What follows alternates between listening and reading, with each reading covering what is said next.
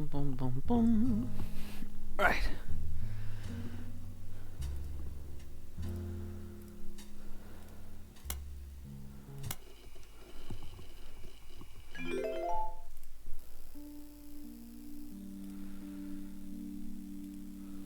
Alrighty.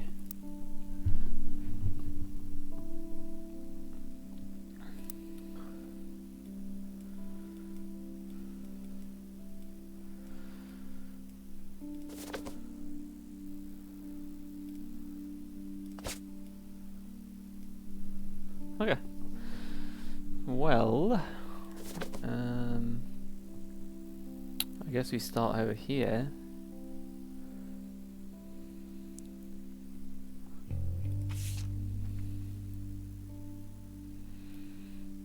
So these are meant to be smoking gun evidence of him being a Rootree.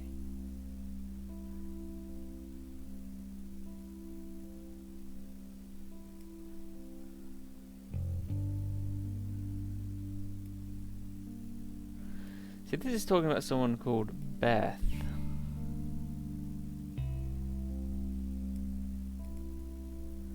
But it wasn't, it was Bess. It was Bess Williams. So...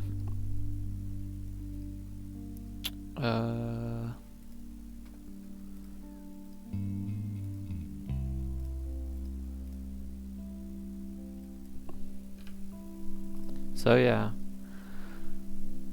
I don't know if this counts.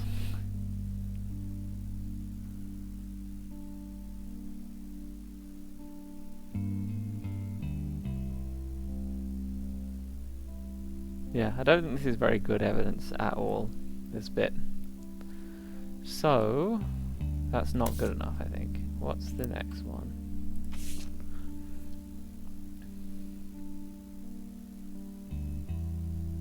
And again, this isn't very good either, I don't think.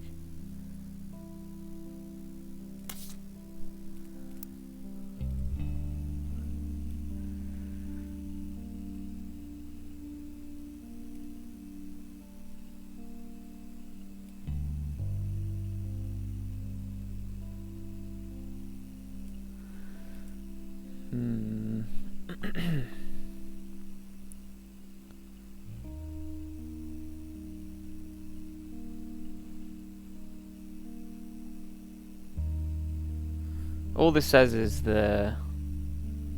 he was an orphan because his family died in a hurricane. Doesn't necessarily mean anything. And this one...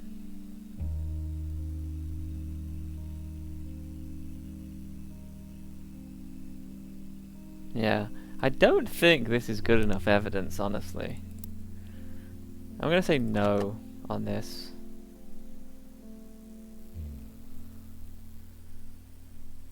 I'm gonna say no.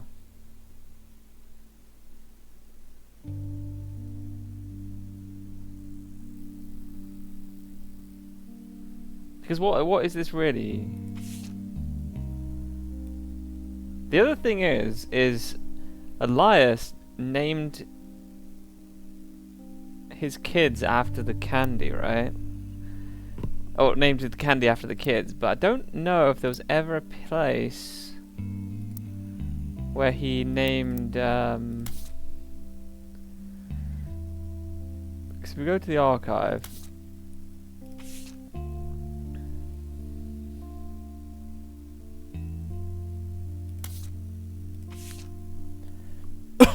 this one, he even names it after his son, EC, which he then eventually disowns and then changes it.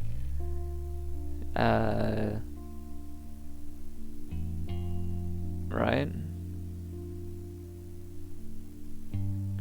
So...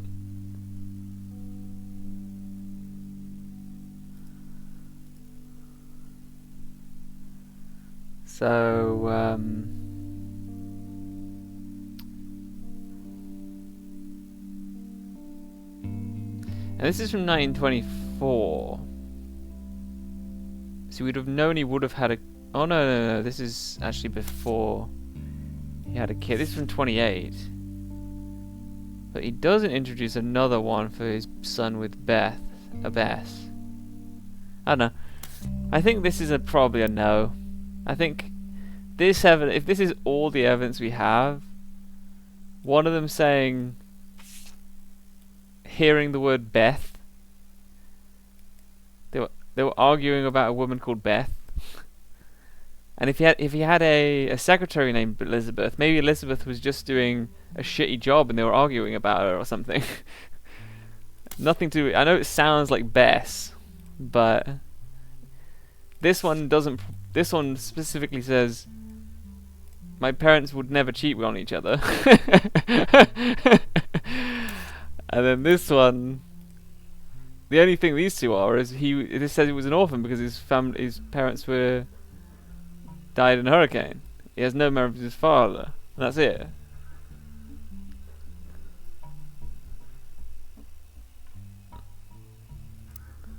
And then this one just says she died in a hurricane and she wrote a book about Elias. So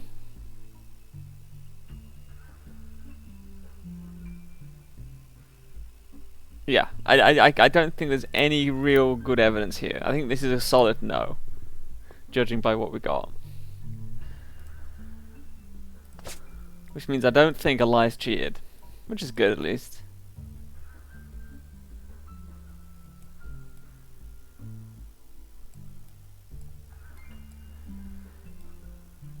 Right, what about this kid? There's another clue to find about this guy.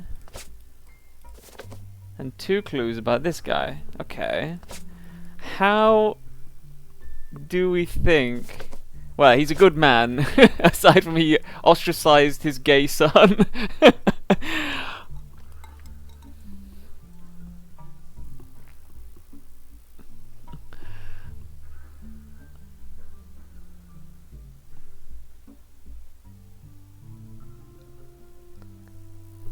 Yeah, I guess so. I mean, he didn't come up with the trust, I guess. It was his son that came up with the trust, right? Clancy Edward, who came up with the trust. But yeah, I don't know. It just doesn't seem very good proof, I think. He's also trying to find any similarities in the face, right? But this guy looks like he's got blonde hair. This guy's got dark hair. And this guy doesn't even have the same, like, mustache. He has a goatee. So maybe... Because we don't know if this guy could even grow a beard, you know? So, I don't know. I think that's not good enough. But I don't know how we're going to find more about these guys. Let's have a look. So these guys... They're brothers.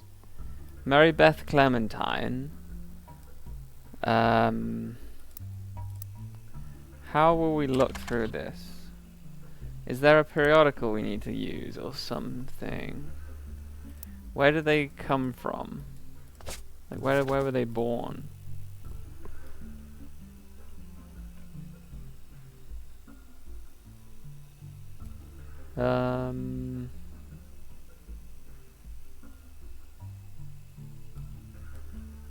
Stuart, the other son. Oh no, Stuart's there. Also, Stuart was adopted as well, so both of...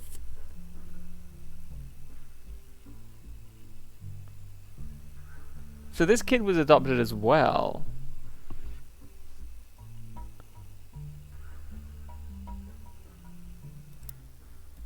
And they said this kid's adopted, but...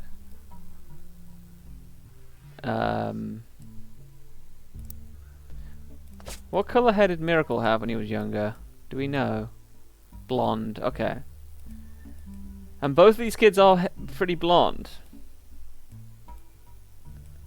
So, like, all of his progeny have been blonde since.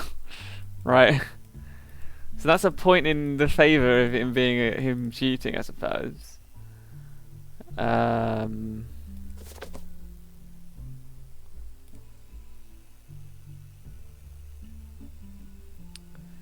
We need to find out who Lucinda Jacobson is, right? I guess we can search... Where was it? Not in Portland. Nothing in Miami. Butler County. Oh. This is old, I don't know. Helen Roottrees and Lucinda Jacobson. When she was 18, Edith and her sister Lucinda were arrested. They were pretending to be church employees. Oh yeah, didn't we see this before? Yeah, I think we definitely did see this before. But obviously it didn't mean anything. This name didn't mean anything to us at some point. At that point.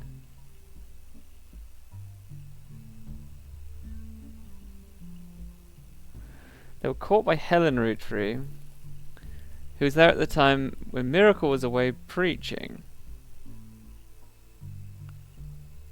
Yeah, okay.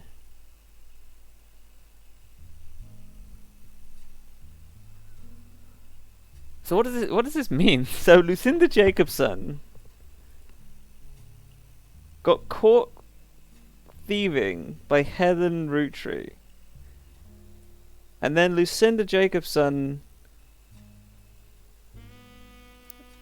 was paid this guy's bail? What? Why?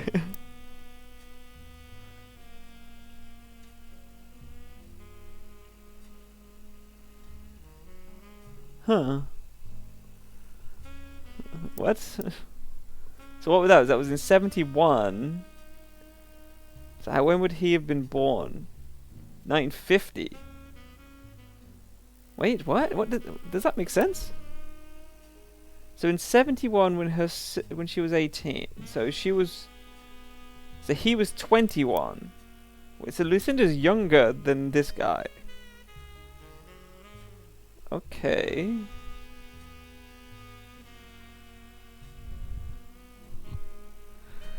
So Lucinda, who's 3 years younger, randomly posts the bail for this guy's high. It was apparently very expensive as well, right?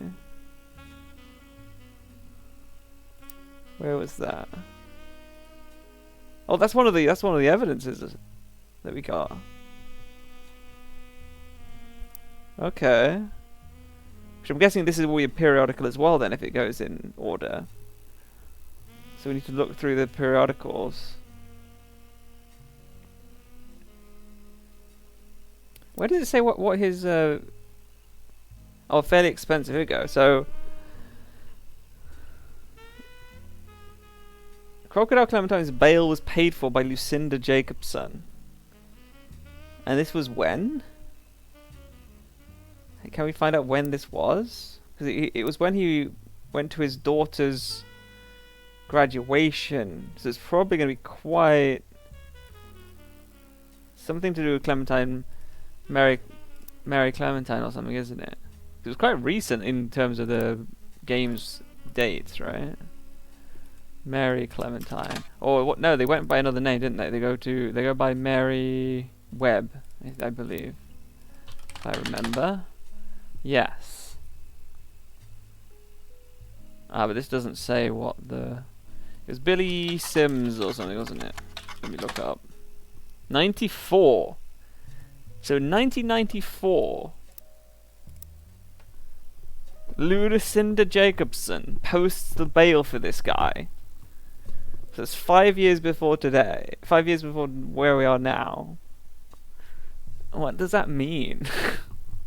And Lucinda Jacobson was caught thieving from Miracle's church. Does that have a connection? Let's look what the other stuff says.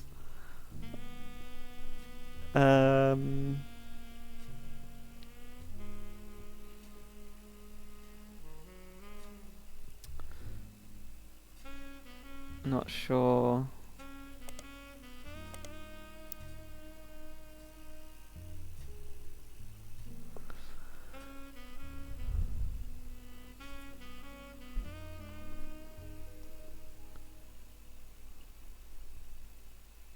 And Mary Beth died in 94 as well, actually.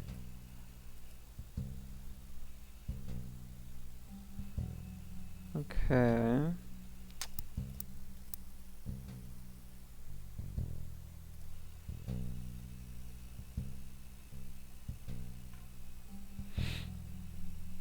Okay, so what can we search for? What do you think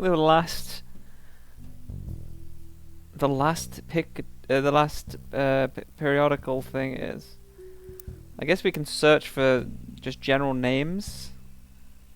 On all of them that are involved.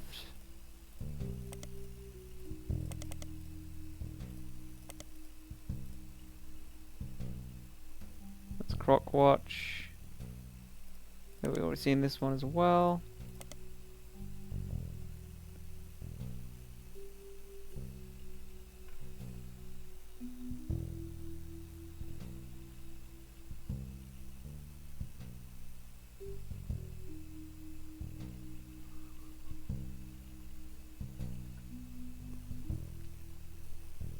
Don't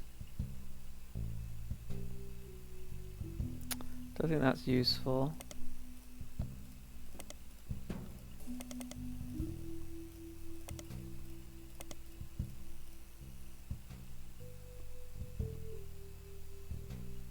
The Butler County Times did a report on Billy Sims. Why? It didn't take place anywhere near this. This is a local paper. Why would they?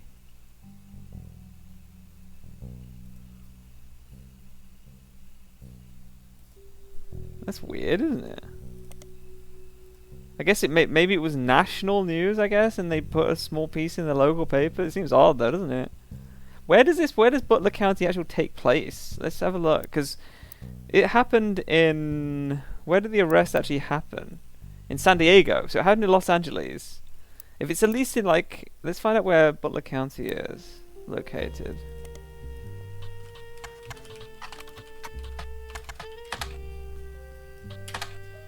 Pennsylvania? Why is a local paper of Pennsylvania reporting on a Californian assault? That seems weird, right?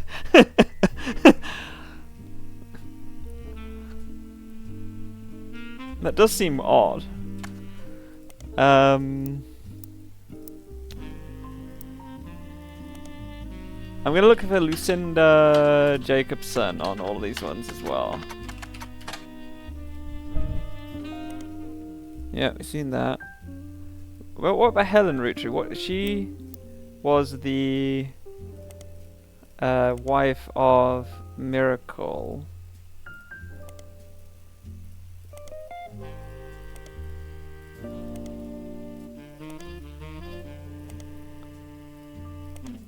Doesn't look like anything is gonna show up here. What about in the actual search? Nothing, okay. So there's the only link to Helen Roottree is that article where she caught Lucinda and the other woman.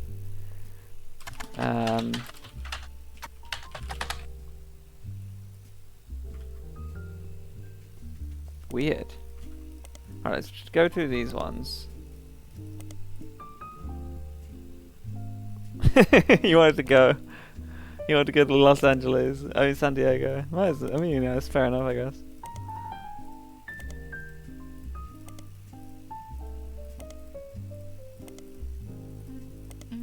Yeah, so that's the only place Lucinda's mentioned then, is here. Miracles Congregation Church.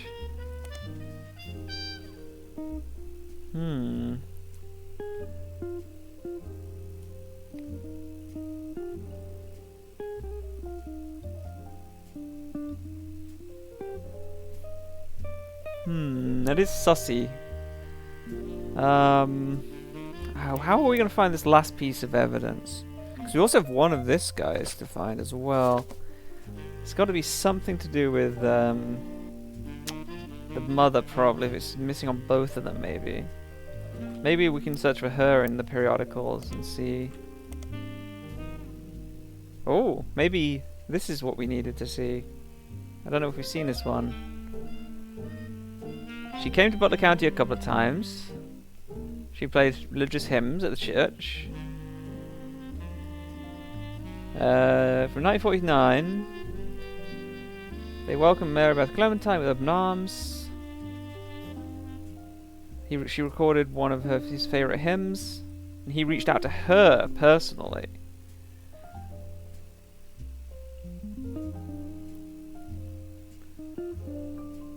The song is about overcoming sadness and hardship through Jesus.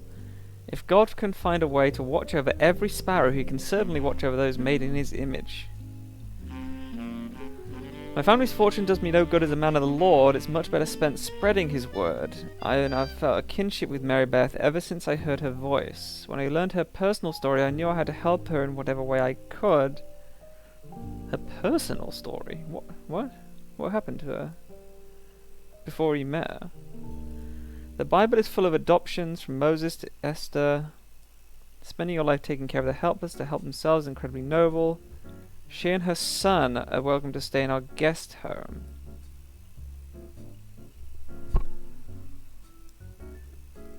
Okay, so this was he met her in 1949 and offered to come to a church. So, that is what we need to find. So the question is,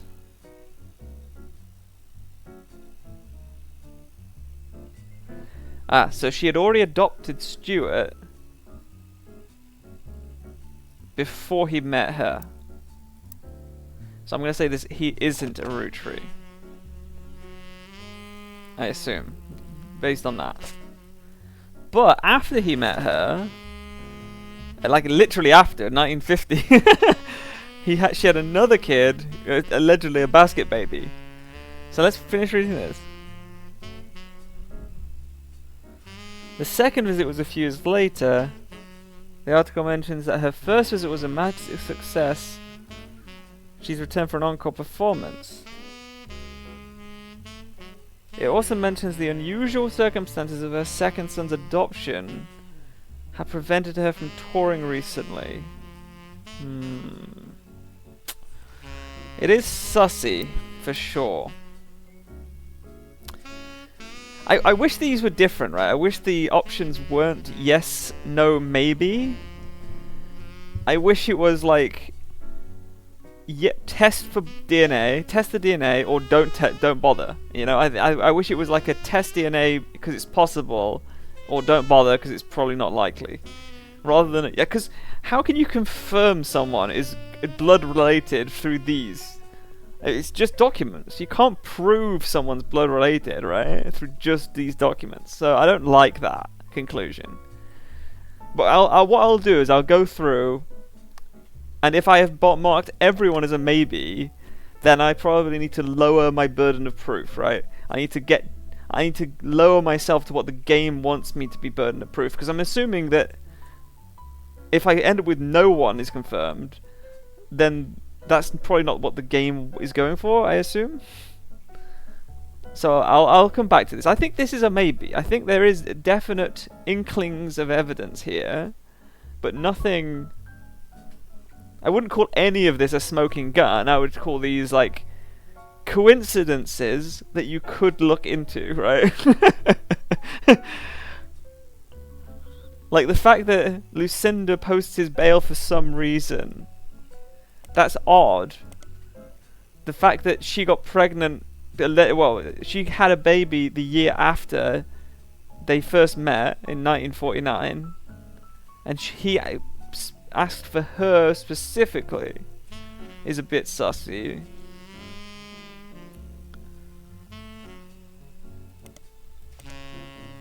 But yeah, I think it's a maybe. I don't think we have enough here to prove that he's a Roottrie. But we'll see. But I don't think these two are, judging by the evidence. I don't think they are. We still have another thing here. Maybe about Beatrice Watts. If it's going, it's not alphabetical. I was hoping it was going to be alphabetical to make it easier to find out what we're missing.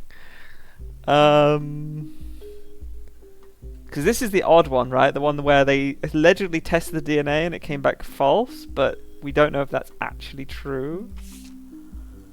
We need to find the last piece of evidence. So maybe we haven't. I'm not sure we've done much searching on the actual names.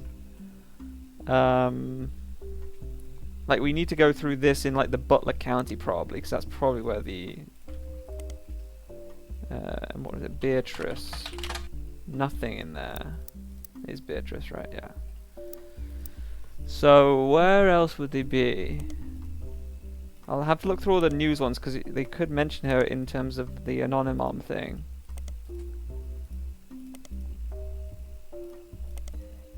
I'm not sure where she moved to. She moved somewhere, right?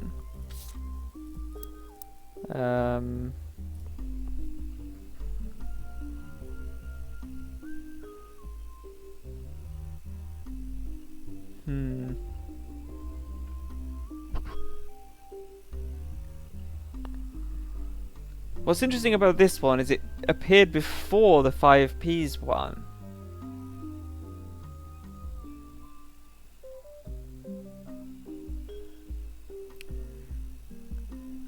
It appeared before the 5Ps one.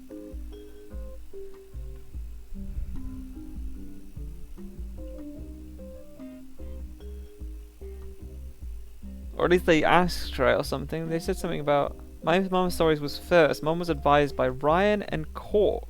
Maybe we can search for this. Oh. It's an unremarkable law firm based in North Carolina. Winston, Ryan, and Gregory Cork. Let's have a look what this says. This is a DNA test you got from the website, from the law firm. I don't know if they would really just allow you to download DNA tests from an online law firm site. Maybe they were a bit looser with the rules in 1999. But the test says there was virtually no chance that Anonym's daughter, Courtney May, could be a Rootree. It was tested on the DNA of Bonnie Kellogg, Guy's twin sister. Oh, it's his twin. That makes a lot of sense why they're using her DNA then, I guess.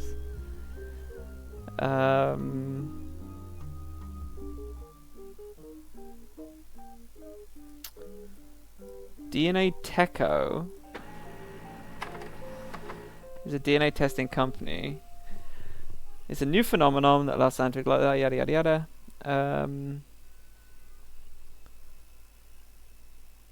That proved Felix Fellows was a Rootree. Use it as a sample of what the DNA test looks like. Whenever they take a sample in person, they put the name of the person on the test according to their legal ID. Okay. Because the guy says there's no DNA source, they tested Felix Heather's sample sent from the Roottrees. It's listed as Jane Doe because it wasn't collected in person, but the Rootree company let them know it was from Bonnie Kellogg. This is why it is a paternal aunt test. The left and right sets of numbers are essentially signatures that perfectly match the DNA of the two people in question and no one else. Yes. Yes, yes, yes. It's funny because I watch a lot of true crime shit, so I obviously know how DNA testing all that works. It's a really fascinating thing how they catch some serial killers through DNA testing and shit like that.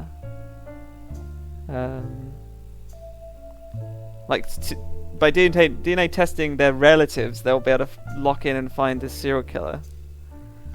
It's really interesting. Like, you don't even have to upload it yourself and you can still get caught, which is, I think, really good, obviously. Anyone who's not a criminal will think that's a good thing. But yeah. Okay, let's have a look then, shall we? What is this? So this is Bonnie Kellogg, and this is Jane Doe.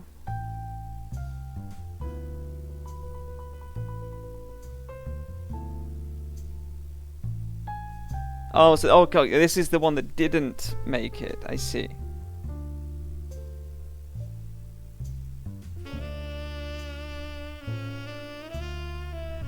Okay, so they didn't collect this hair in person, but they collected the Bonnie Kellogg hair in person, according to this?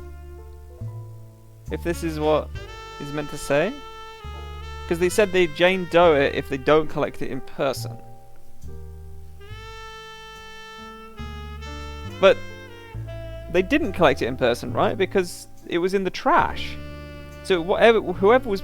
does that mean someone was posing as Bonnie Kellogg? I'll have to reread that page. Whenever they take a sample in person, they put the name of the person on the test, according to their legal ID. But Bonnie's was in the trash, right? Let me look at... I also want to check, is Bonnie her legal ID? Yeah, okay. It does say Bonnie. Let's look at where the trash one was, because some of these... Do I have to go down the ruby sprat hole again?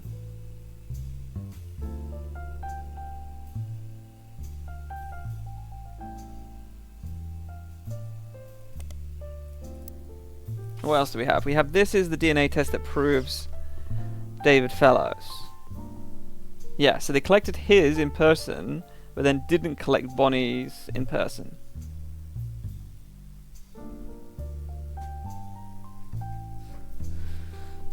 So they're 99% fine. Okay. That's fine.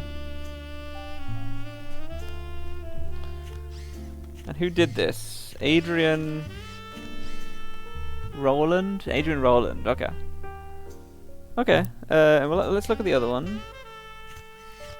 Adrian Rowland, still.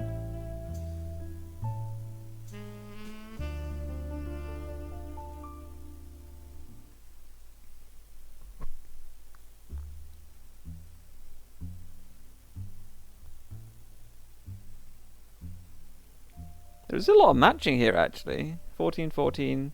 There's a lot that isn't, obviously, but compared to the other one, it seems that there's more than 0.5 matching here, to me.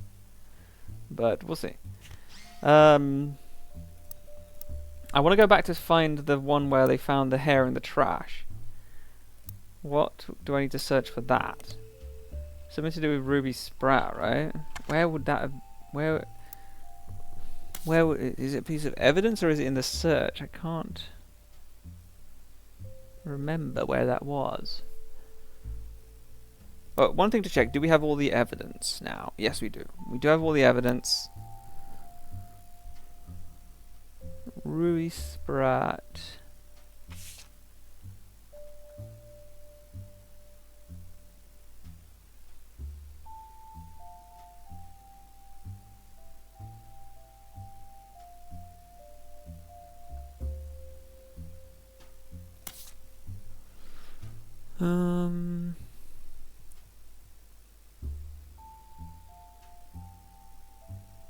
Can't remember where it was. Probably not here. There doesn't seem to be much here.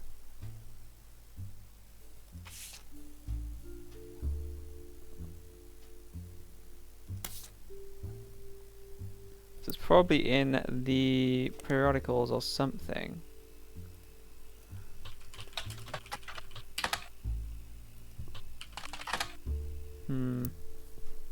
Wish I could find it easily. It was one of the last things we found though, right? Because we were looking into that. It's probably in one of these.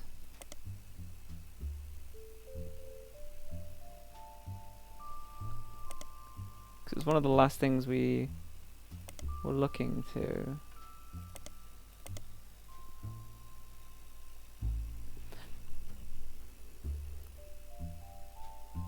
Oh, it was told us at our door. That makes sense.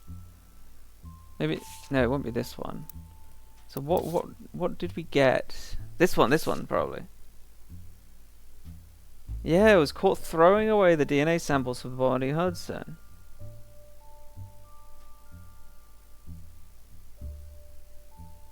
But if they collected them from her in person, then why would Ruby Sprat have them? I don't get this. I think this is sussy. Again, I don't think this proves she's a Rootree, right? I just think we need to do another DNA test. Right?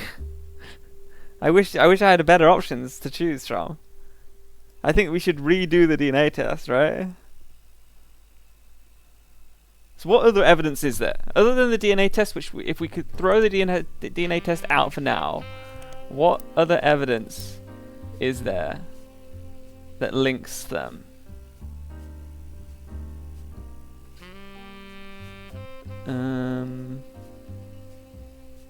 Like why, how did they meet? Like when did they meet? Like when did this affair occur? There's nothing that here says this. How was she conceived? Like there's no info here.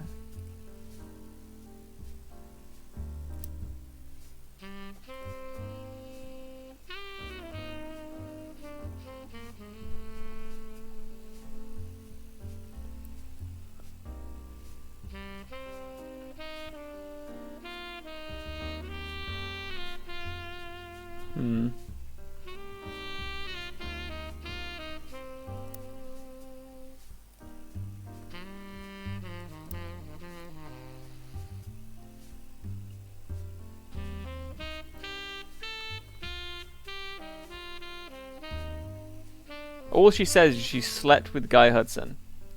That's it. But she was a secretary at the company. So she did have... She was in the right place, if you know what I mean. So it is possible. I think this is a possible. I don't think there's any conclusion. I just wish we could redo the DNA test. Because I think the DNA test is a bit sussy. But I'll put it down as a possible. Now this guy had a DNA test and was confirmed. So I think we're fine with this, right?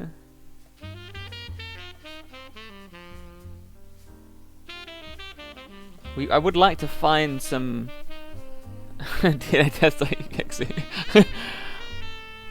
The only problem is there's so much evidence here. Is it a good thing that there's so much evidence, I guess?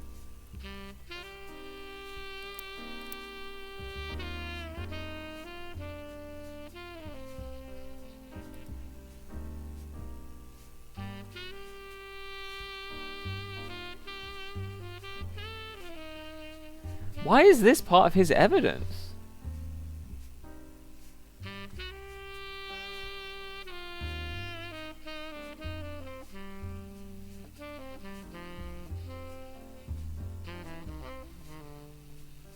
What? This is about Ruby Spratt. Why is this on his evidence? This is making me doubt him now. Like, this doesn't have anything to do with him at all. It's in here.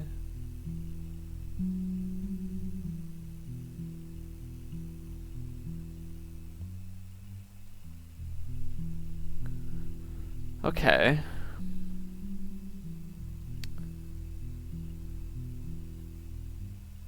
Ruby approached Roottrees sometime in late March, after the Roottrees Rift,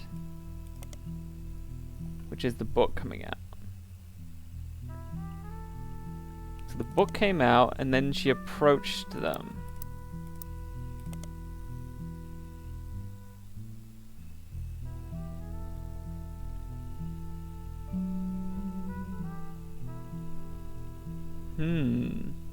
So the book comes out, saying that there's other Roottrees, and then Ruby Spratt approaches them. The question is, like, if Ruby Spratt somehow forged evidence or whatever, and somehow got his DNA test rigged or something, right? Which it's going to be tricky to know how they did that because of the... Interestingly enough, his DNA test is not one of the smoking guns, apparently. Surely that would be the smoking gun, right? Isn't that a bit weird? Maybe that's just a bug with the game. Like, wouldn't him having a matching DNA test with someone in the family be the biggest smoking gun in the world? But it's not on here. That is weird. Unless it's called something else. No, it's called an example DNA test.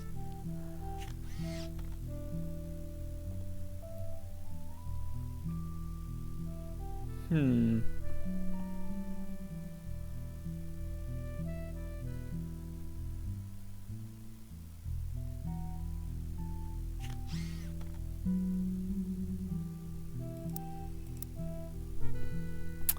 This is odd, for sure. I don't know if it's just the game being weird, but why isn't his DNA test in here? You know? And why is this Ruby Sprat document in here? This has nothing... Especially this one here. This one has absolutely nothing to do with him.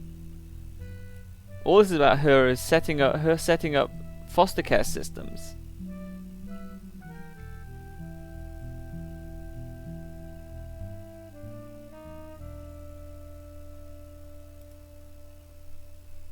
I think we're going to have to find the other pieces of evidence. I think we have to go through all of this. I don't think he's confirmed. Not with this shit.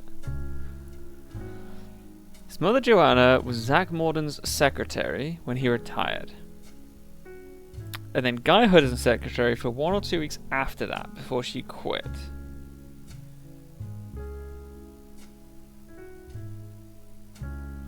His parents divorced when he was 4. The other thing we want to look at is the money. We want to follow the money, right? Where is that evidence with all the money that was going out? In here, right? So we saw this last time where... Start of 98.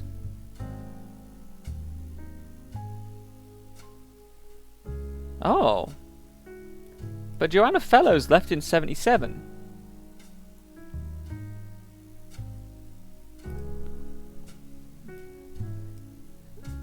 So was she ever? Is that a lie? Have we just caught him in a lie? I want to do the Ace Attorney objection.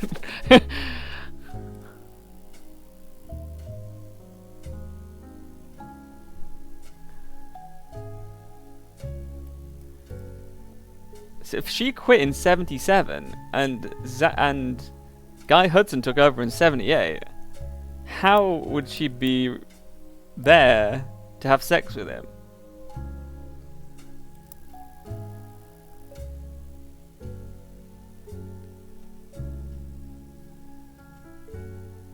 And then she overdosed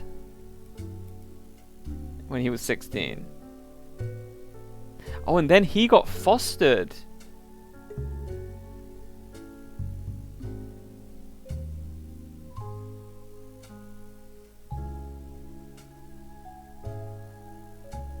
Oh, so he got fostered. So maybe Ruby knows him personally.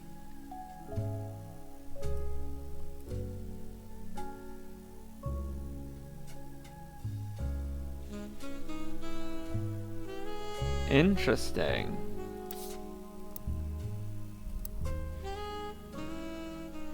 Okay. Downgrading him to a maybe. So Joanna Fellows leaves the company in 77. But since Guy Hudson replaces him in 77.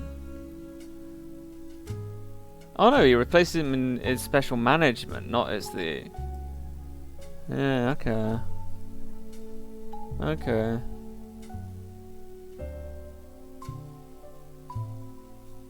And there's Beth Knox. Beth Knox retired with the 50-year work anniversary. And then Zach retired. Let's go to the next year. And let's see if Caviar was being developed. So the first one he develops is Caviar, which does not fit in with this theme, because all the other ones were like X for this lady.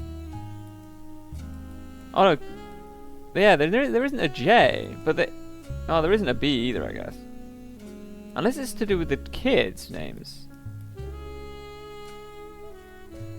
Huh. It depends when this affair happened. Because this one could have been first, with the C for Christine. Let's look at that. So it's Caviar first. Then B for Beatrice, maybe, if it happened in 79. I'll have to go back and look at that. Caviar again, obviously. Then strawberry. Strawberry with the S. So he starts another affair with Sonia, I guess. And then we got the X for this girl. Maybe they started around the same time, because one was in China and one was in Brazil. Caviar is still being paid, but butterscotch is no longer being paid. What was butterscotch? Wait, where was butterscotch? I thought I saw butterscotch. Yeah, butterscotch. Oh, there it is. It is still there. So it's being paid in 1980, but then it isn't paid in 81? And then we got another sugar plum for 20,000 a month. And then sugar plum, oh, because it had 2 kids, maybe. But then wouldn't this one also be 2? Oh no, because this one's the older one, right? Or is this one meant to be the older one? I can't remember. I'll have to look into that. Oh, this looks at evidence C, doesn't it?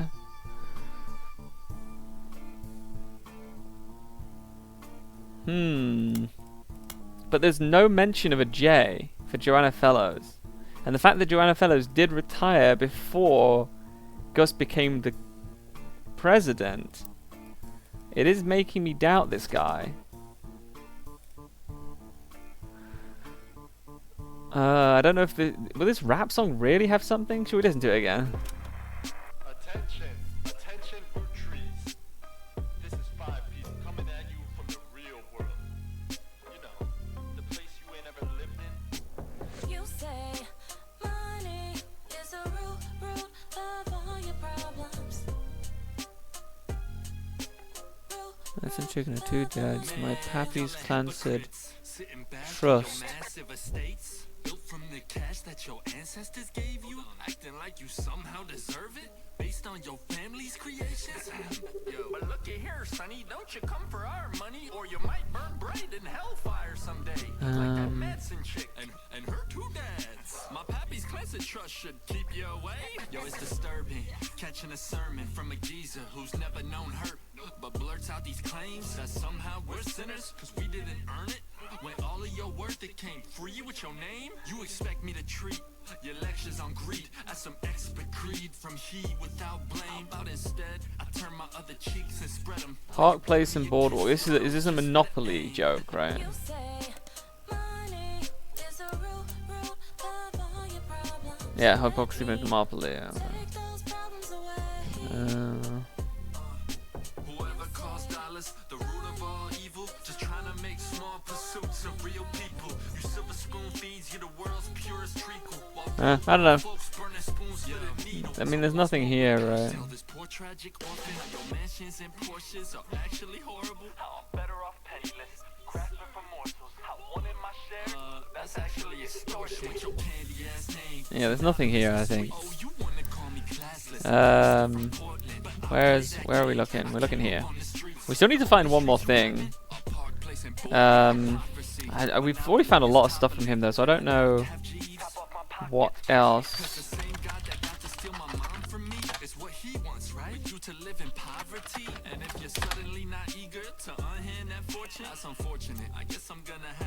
Joanna.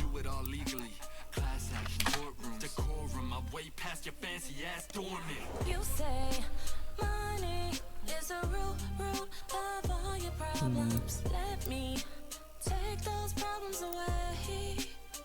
Bring the choir in. You say money is a root of all your problems. Let me take those. Didn't he say this was like an edited version or something? You say money is a root. Maybe we could find the proper version of it or something. What was his name? 5Ps. What was his name before though? It was called something else, wasn't it? What was his name before? Felix Fellows.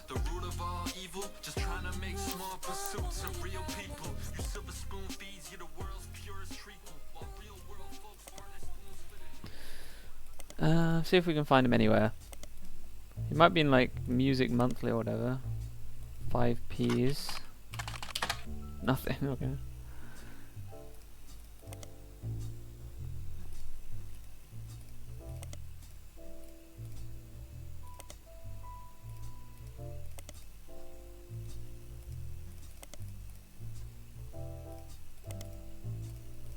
Okay. Right. There is another thing we need to find. Ron Roottrees.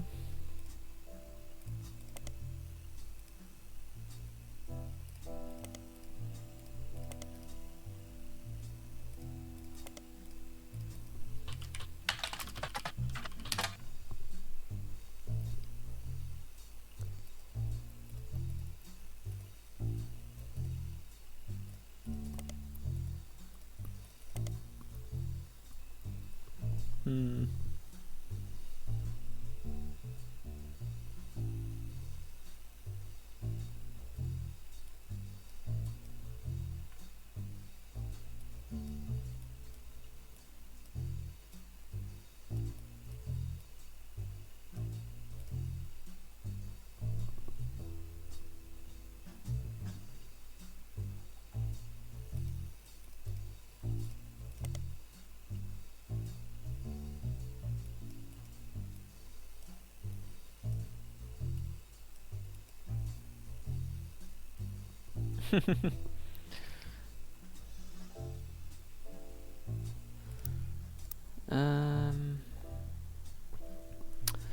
What do we need to search for, do you think, to get these last bits?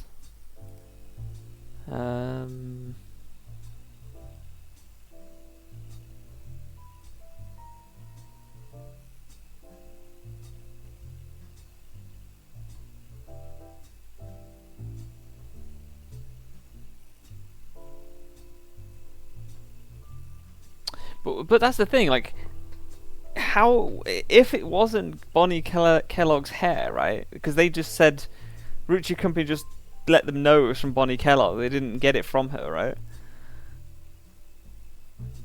If it was from someone else, who would they have got it from? That matches his DNA, right? If the mother died of an overdose and he had no other family.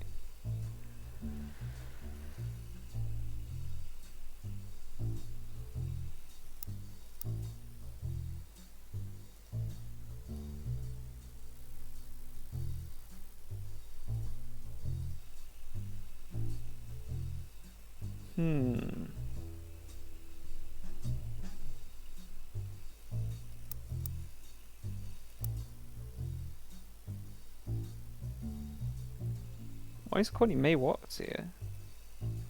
Oh.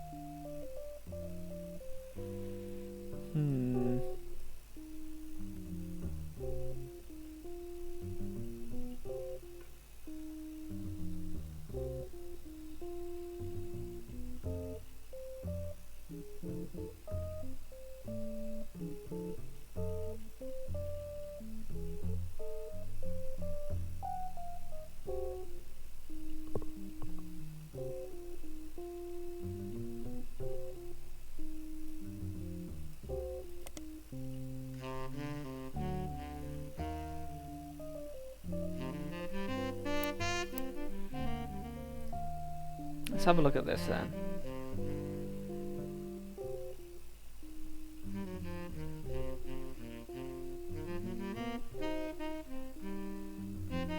Ruby Sprout was also an alumni of the foster care system. Do you reckon she's his sister then? They both went through the foster care system. I want to know when she went through it.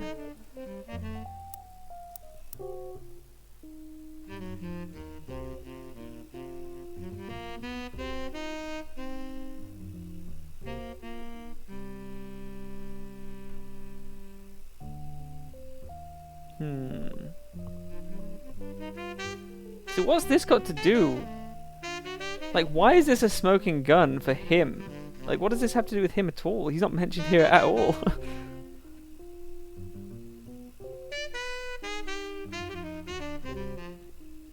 Seems weird, right?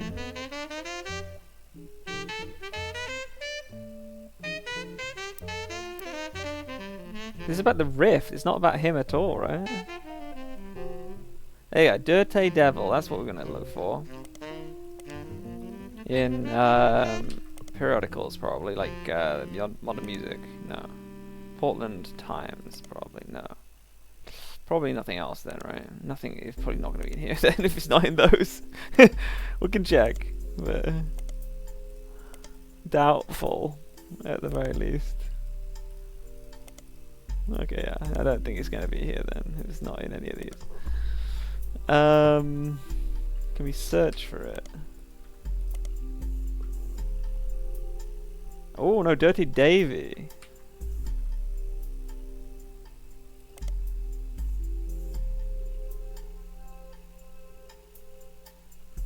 Selling his old mixtapes on auction sites.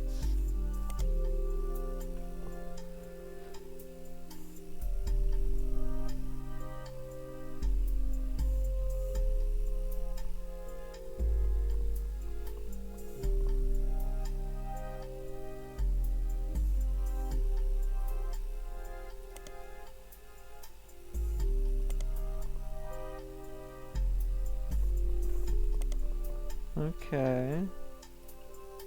Isn't it Yes I Can Jump? That's what... Didn't he remake it or something? Let's look for like this in here. No.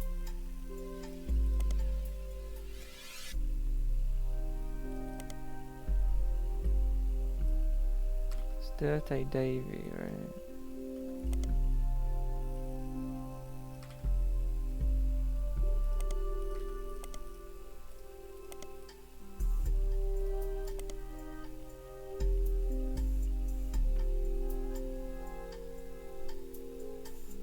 Yeah.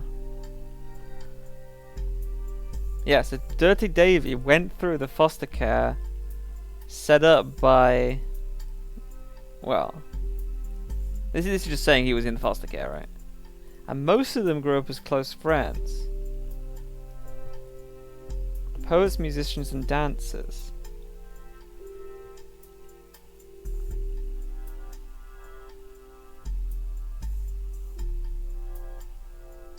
So, Ruby Sprout did know him, at least met him, right?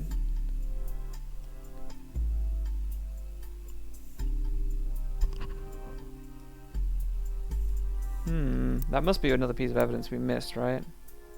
Yes. We're still missing one. Which I don't know what it would be.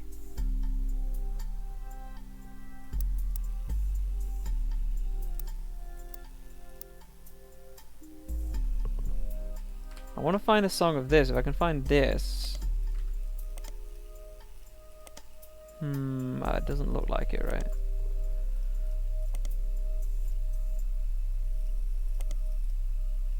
Probably wouldn't be anywhere here.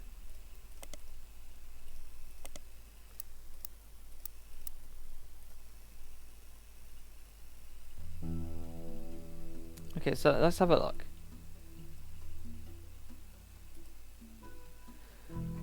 Now there is some...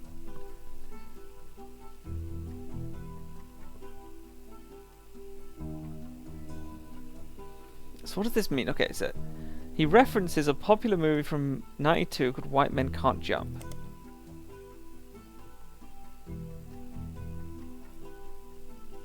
But then, fellows, references seeing the movie on his 17th birthday.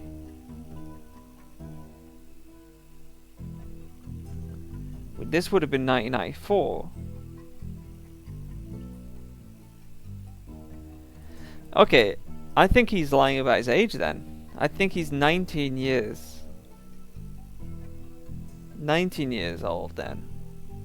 Can we prove that other than this?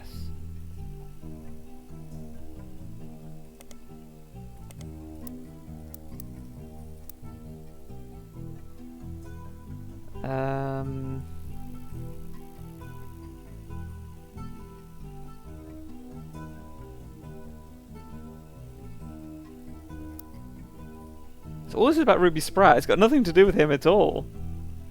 Which is just very weird, right?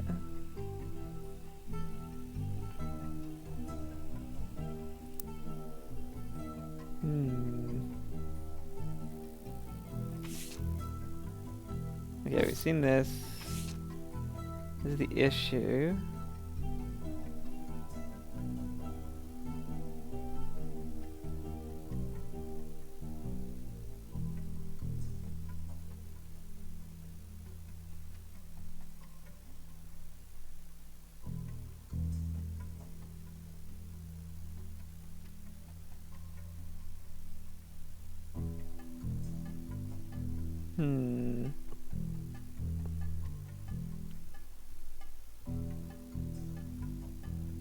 Riley and Joanna Fellows. Maybe we look for Riley Fellows, maybe.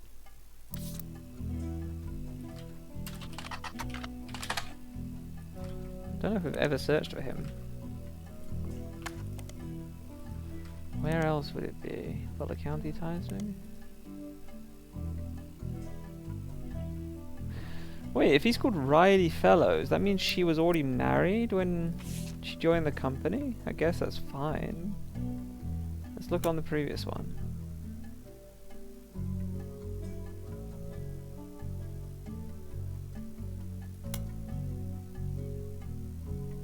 Ah, so she got so she got married in 76. So what happened to Riley Fellows then? If she moved away? She moved to Portland or something?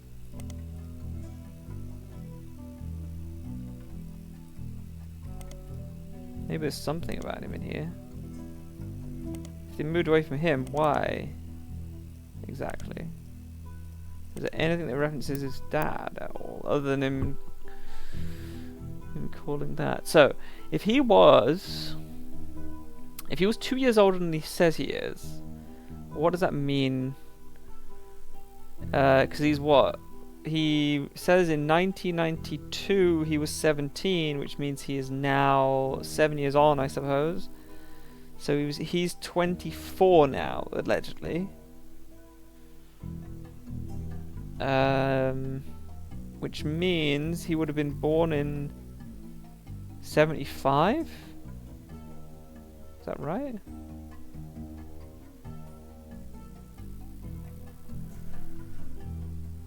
I don't know. But then but if he isn't,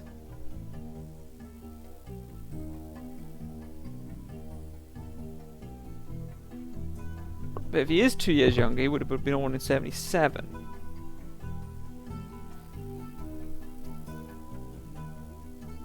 Which would make sense with her leaving in 77, I suppose.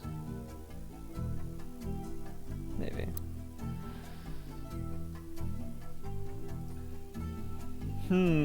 It's iffy, isn't it? I wonder what this piece of evidence is here.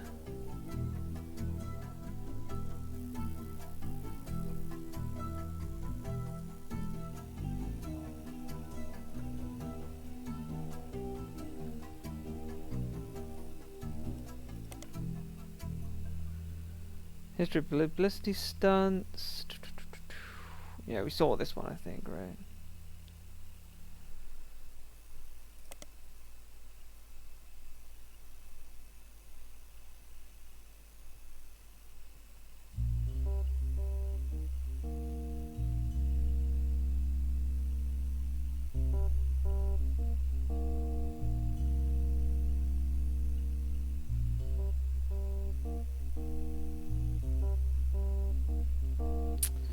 He re-recorded it with lyrical differences and professional pronunciation. Can we find this in the periodical, maybe, like in Nod Music or something? No.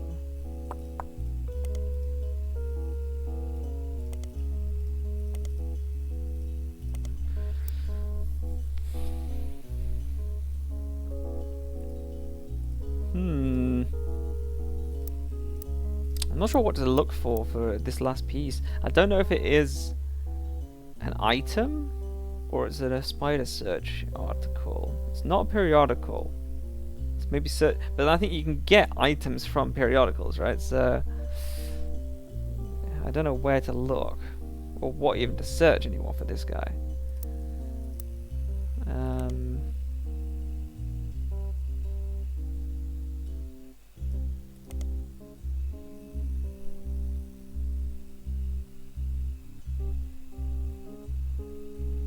Oh yeah, that's true. Yeah, it probably is a search. But it might be about Ruby Sprat because a lot of those other ones are about Ruby Sprat. The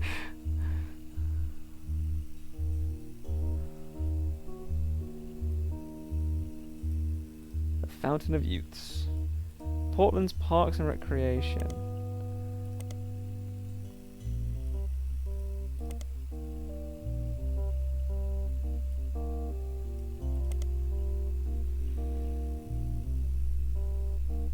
Oh, maybe we could search for him in Mid-Eastern University. Oh no, but if it's not periodical, then it won't be that, right?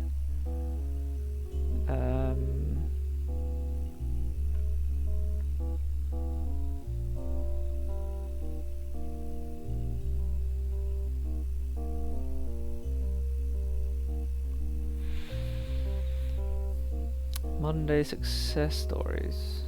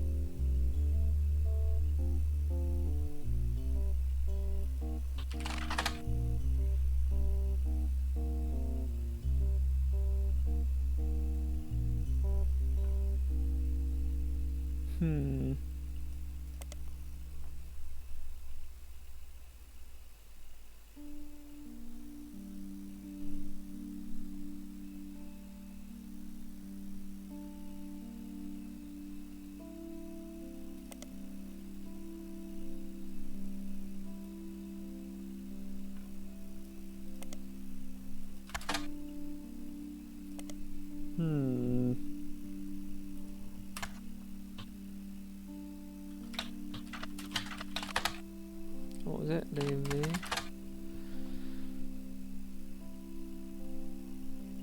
He used to sell records and perform live shows in Portland under that name.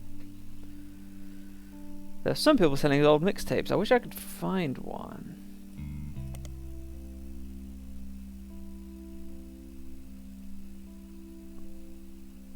People don't know when it was released.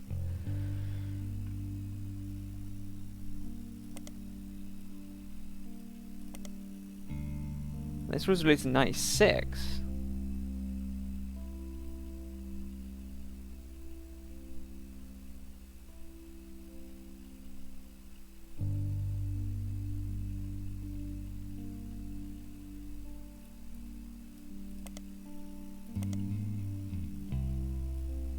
Maybe we could find this, maybe?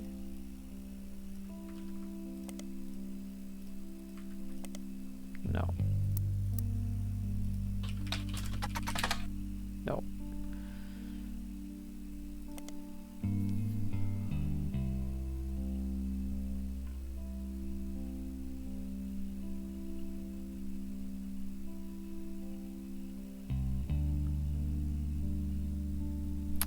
Okay, so he released this in '96, and in it he references his own distant cousin as in a list of attractive women, and then later changes it.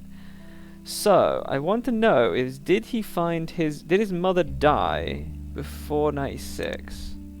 Like, would he have known, or at least suspected he was related to them around before he wrote that lyric? Because that's also a bit sussy.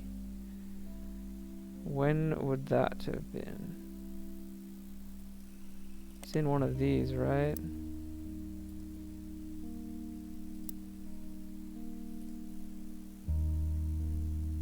When he was 16. Oh yeah, so he would have done then, right? He will have found this photo and and allegedly all these letters, and then gone on and written a lyric about his cousin, and then later changed it. Huh.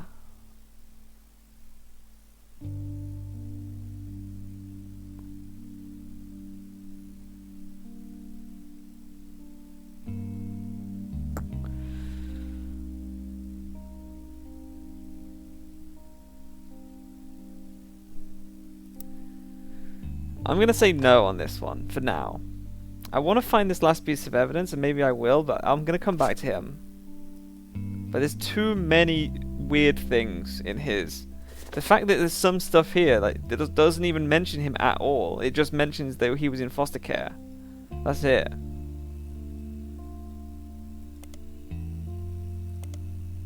Okay. But he was in foster care suspiciously, and went to the opening of the fountain that Ruby Spratt set up, which is just so coincidence, right? He's very sussy on this one. Now, I think one of these, I think the oldest one of these is a root tree. The oldest one. I'm actually leaning towards her being confirmed now with the money. But I want to see if I can't remember who's the oldest one of these.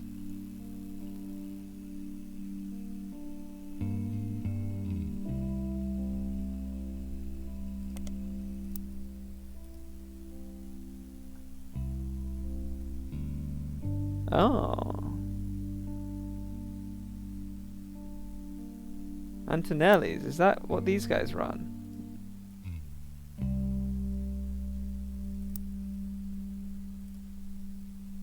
No, Fry Die.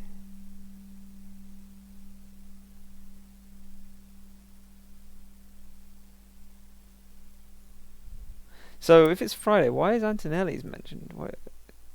I want to see why they are referenced in this one.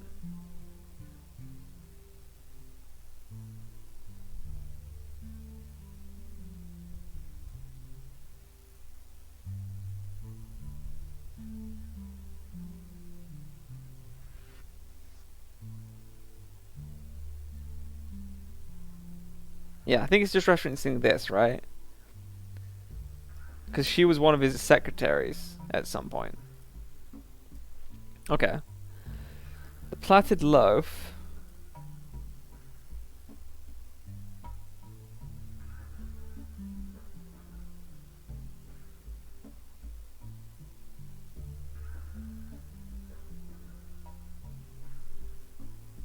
I don't know why this is referenced, but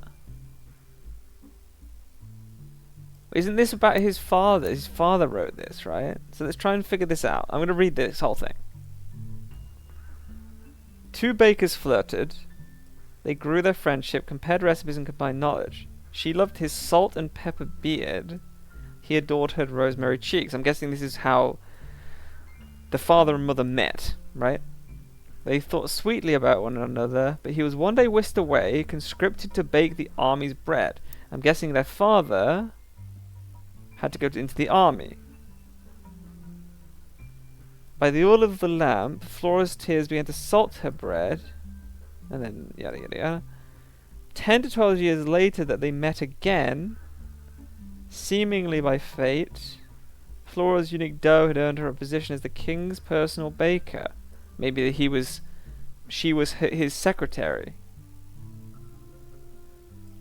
Yates had found success as well. He baked for the kingdom's 45 diplomats.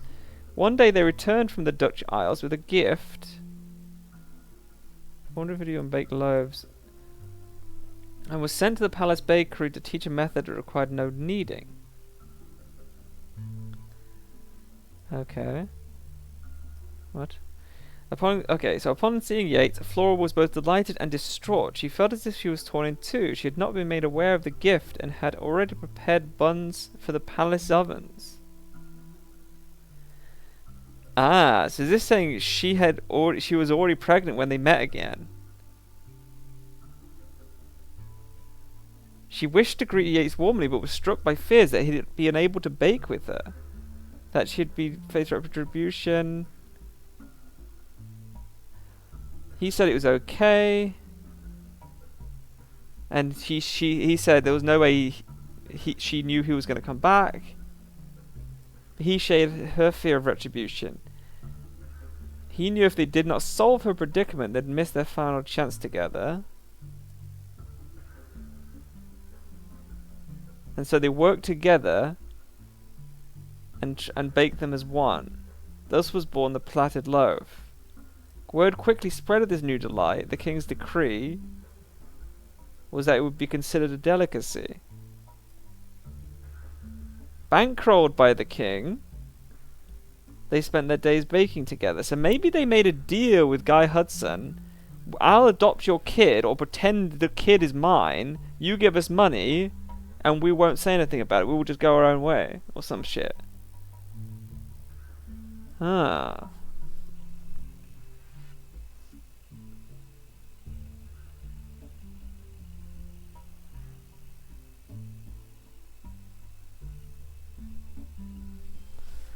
Interesting.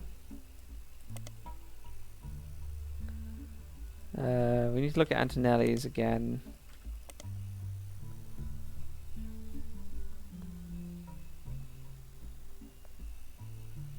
Yeah, they switched suppliers, and then they reconnected by chance and eloped. I want to know. Okay, so I think the oldest son is a Roottrie. The question is, which one is the oldest son?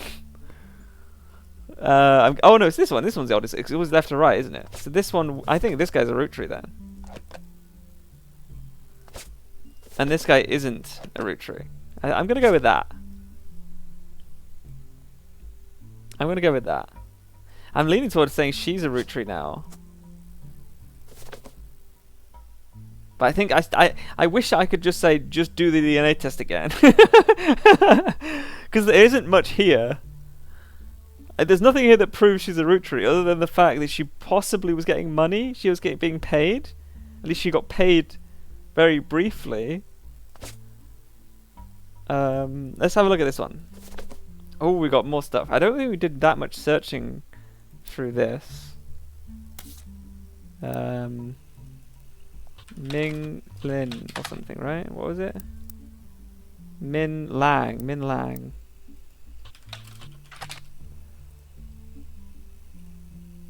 Oh, Lang Min.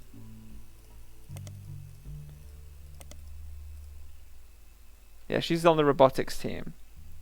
Lucy Lang. She grew up in China as Min Lang.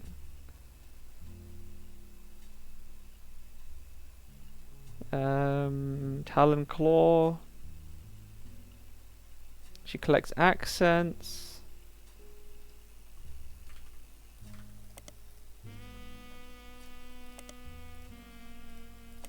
Is there anything new about Lucy Lang in here somewhere? Doesn't look like it will be anywhere. Let's look at Spider Search. Robotics team. Team Talon Claw. This is where we found her initially, right? Robot fighting.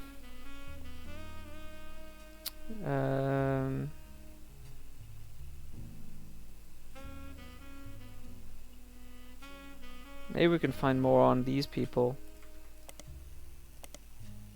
Kurt Hauser and Yaya Patel.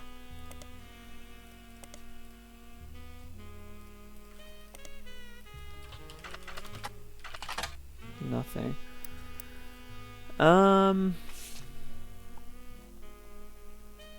Yeah, the only thing here is this, right? Allegedly she was being paid 10,000 a month.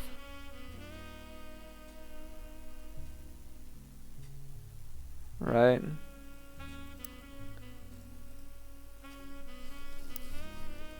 And what's this then?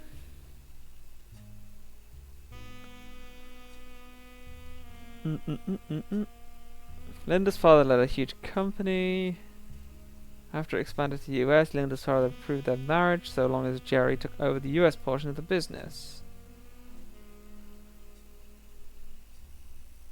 I was absolutely terrified to move to the United States. My big sister was desperately in love with the idea. She used to have this Butch Cassidy poster on the wall and was obsessed with Robert Redford. But somehow, Jerry and I were the ones sent here. This isn't the mum, this is the... And then it says, meanwhile, my sister stayed in China and has thrived. She doesn't even like visiting the US anymore. Our kids are... I guess because he's dead, right? The guy she liked is dead. I guess. Our kids are complete opposite, though. Mark couldn't wait to travel abroad. Now is now working with my sister. Our niece, who grew up there, was the opposite. She couldn't wait to get here. She started calling herself Lucy Lang in high school and flew out here as soon as she graduated.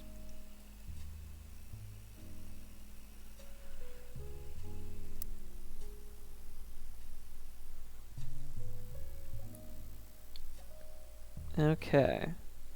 We need the other evidence, I think, before we can say for sure here. I don't know how to get it.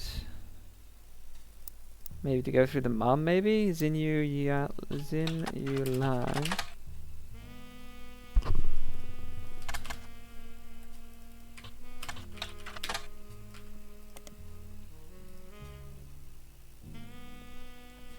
What would this be under, though? Business watch, maybe?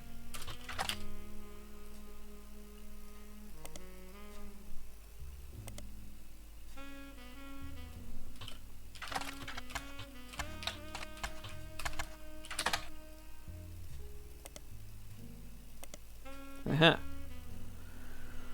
She missed out on Watchman of the Year. But it did have a pretty sizable article that mentioned some of her history. She was born in 47.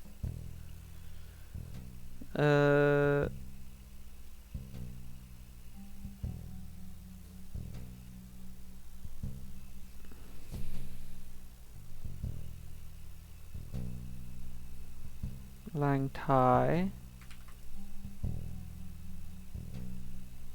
When he died, due to societal dynamics, the business passed to his male sibling, a younger brother.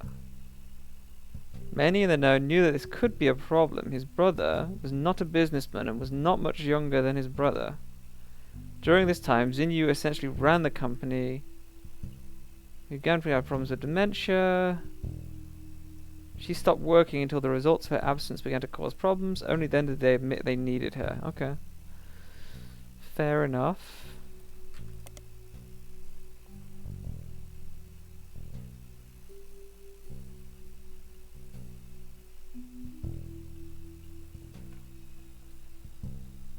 They had the first IVF birth in 1978.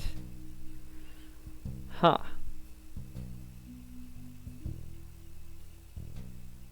Lang Xinyao and her husband could not have children. So in an attempt to create a suitable heir, he paired Shi Jing, this is the medical company, often performed IVF. They also proved that a few of their customers paid for a very different service and alibi. The company would claim they performed IVF on someone who was already pregnant to create a cover story for high-profile families who did not want to give up the child but did not want the shame of an unmarried mother. Ooh. That's got to be a piece of evidence, yeah. Okay. So let's see. Let's read what they said. Key genes.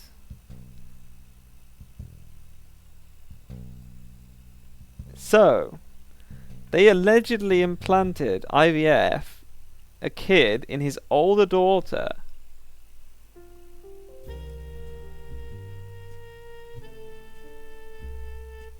Okay. But then there was a whistleblower that proved some of their customers paid for a different service. They had helped to do this at least 6 times. Huh. Can we look at that in somewhere, like here?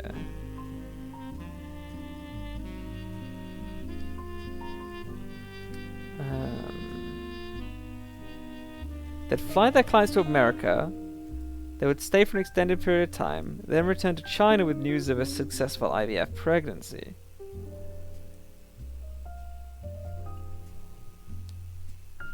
Huh. That's all the evidence. I think this is a good enough. I think this combined with the money that he was giving her maybe is enough to confirm it. I mean, it's basically, the game is basically outright telling me, I think, right? That if this DNA company, well, IVF company was doing this specific thing, I think it's good enough.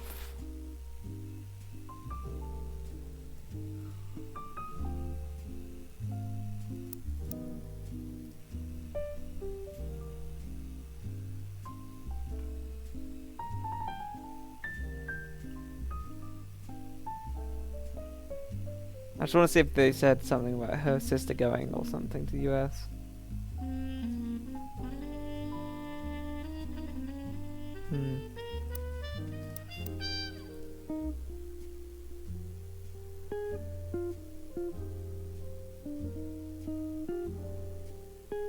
Yeah, in 1980 this started.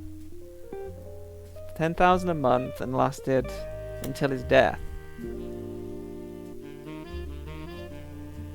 It lasted until his death. In fact, all of these lasted till his death then, right? 1, 2, 3, 4, 5. So I'm gonna say she is.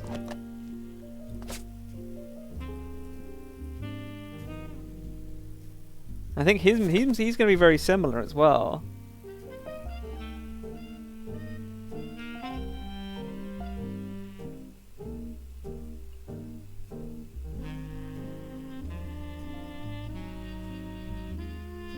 She doesn't like her husband, and she made money through nefarious or possibly illegal means. She could not have earned enough to start a media company otherwise. She was getting paid 10,000 a month. Okay, I'm gonna say these are all his kids.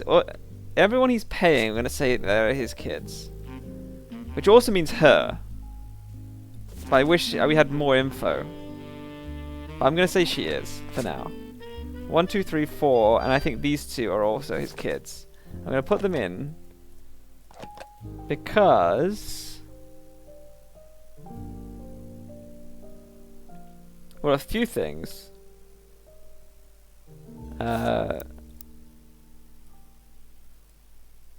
What's it called? There's this bit where the husband trashed the new wing, right? Because he was convinced that he was not the father. So the husband wasn't convinced he was the father. He's paying her 20,000 a month, allegedly, because of 2 twins, I guess.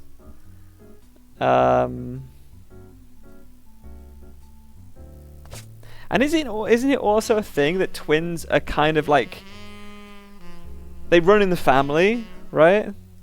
And there is known for wasn't CE and EC twins? And these guys are twins. Guy Hudson and Bonnie Hudson are twins. It's a higher chance of you having twins, right? If you have it in the family, I think.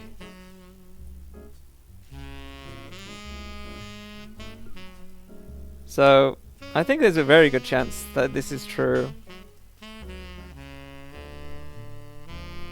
The twinning. So, I'm just gonna pop to the loo, and I think we're almost ready to confirm. There's just, this guy is tough to know.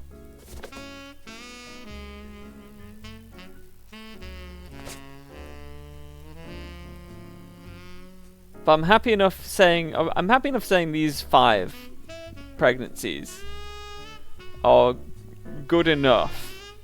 Especially if this guy was willing to be spending $10,000 a month on his bastard children, then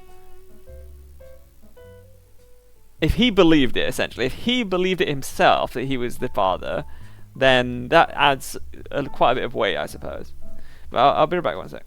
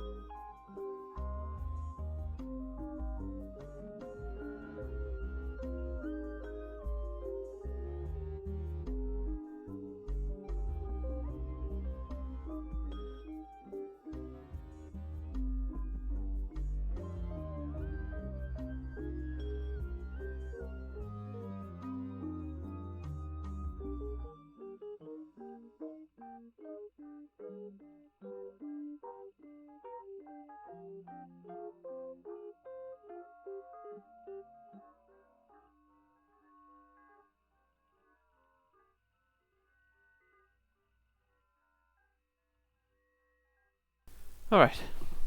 I am back. So this guy's a maybe. I think these two are no's. This guy's looking to be a no. We're still missing one piece of evidence, actually. I would like to find it before we end. But I don't know what to look for. Yeah, it's probably through spider search.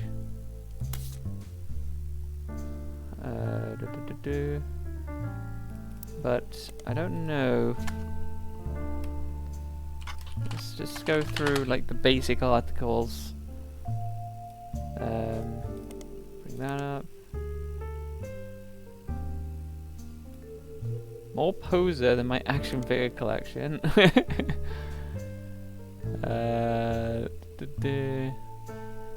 Say your name's David.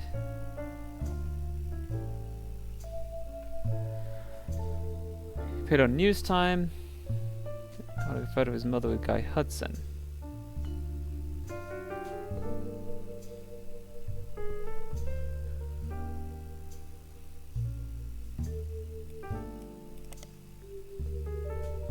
It's the same thing.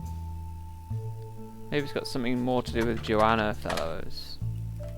I don't know how, she died so young though, like, well, she was probably in the 30s, but that's still, I mean, that's still young. Joanna Robertson, let's try, will she show up anywhere, that's the question. Portland.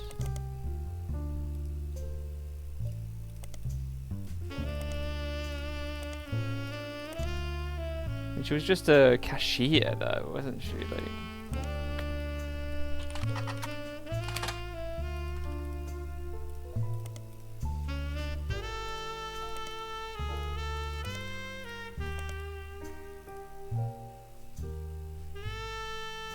okay, so it's the same thing. We'll probably get exactly the same thing if we search for thingamajiggy 5Ps. In here. Oh, kicking off the whole Roottreemania stuff.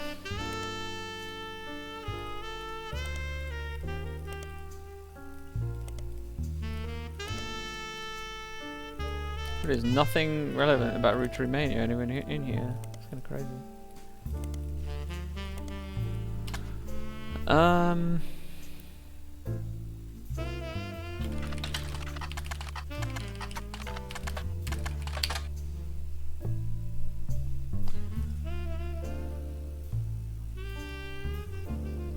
This is where Ruby Sprout went, right?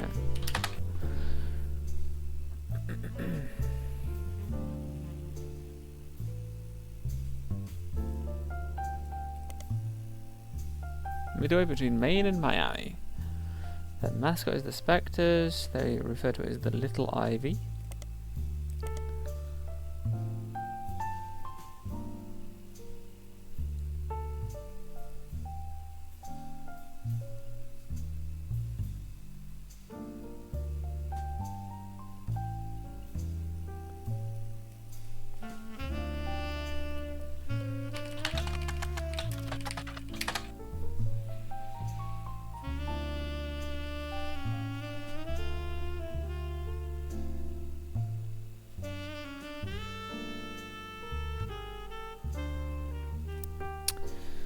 Yeah, I don't know.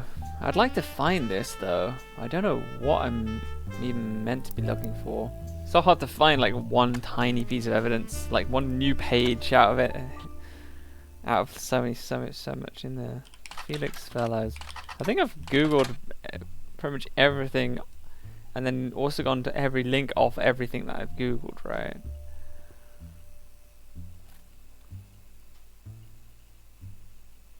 So I don't know what else I need to look for. There's a Stevie Whitlock thing. We could look at that in like some of these maybe. Maybe he's maybe somewhere mentioned. Nothing. No, nothing. Okay. Nothing about Stevie Whitlock is mentioned.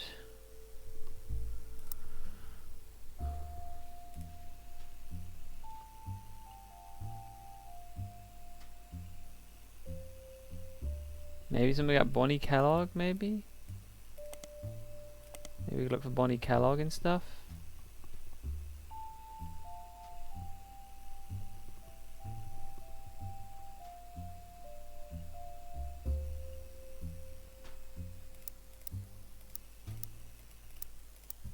Maybe something saying that Bonnie Kellogg was away or something at the time when she was meant to have given a sample or something.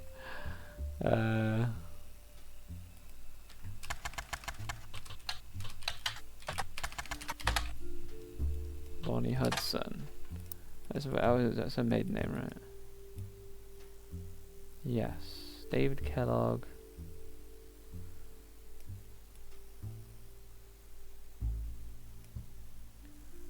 Trisha Jones.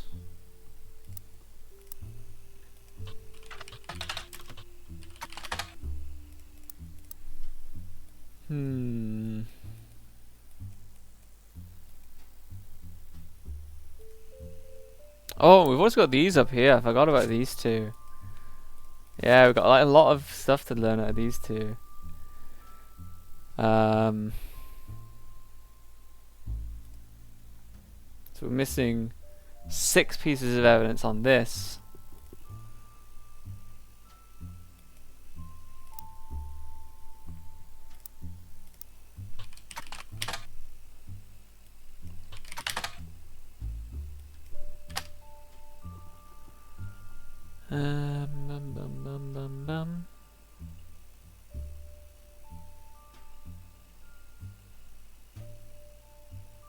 Yeah, the mother died in Paris 3 weeks ago. Ron had an article in Business Watch, which I assume we've found, right? Did we look for that? Yeah.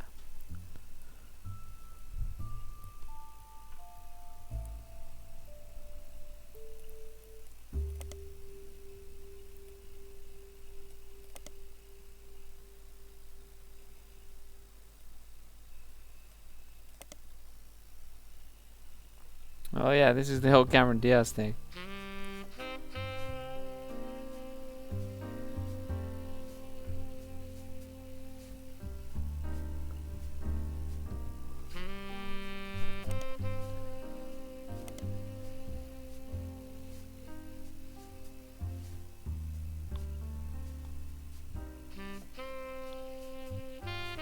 Yeah, they're worried about who got the kind of trust.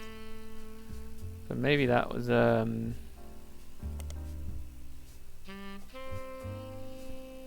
cover.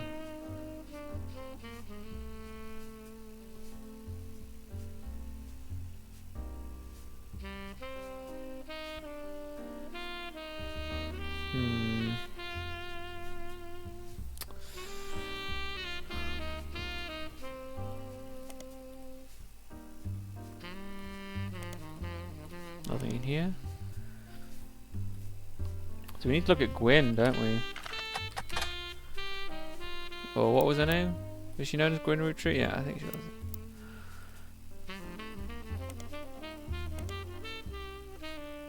That's old.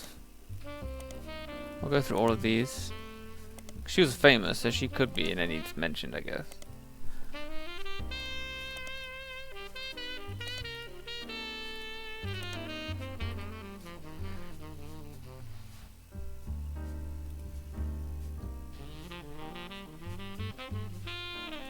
I just don't know why are they being questioned, right?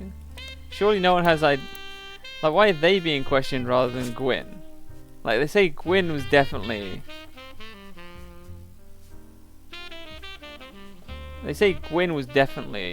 a thing, but so they're saying that she adopted these? Is that what we're trying to be looking for? We're looking for adoption links, I guess. What about her legal name wasn't Gwyn Roottrees though, right? Because he married Cornwall, Linus Cornwall. Wasn't it Gwyn Cornwall?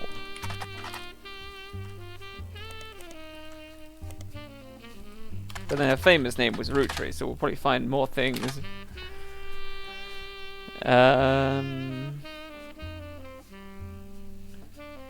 Guys like us. She was 67. Does that matter?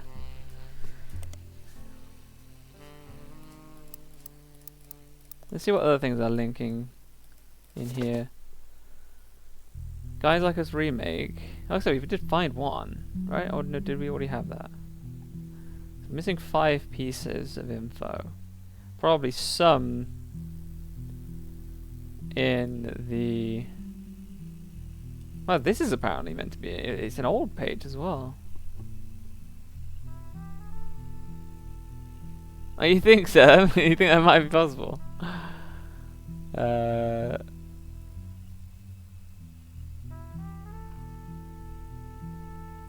Oh no, it's the father, right? The father took the name, right? Yeah, this is the father took the name Roottree rather than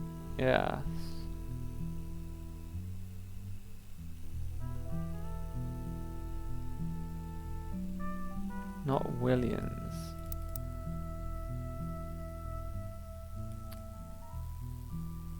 Wait. Oh yeah, because it wasn't Walter Forsyth.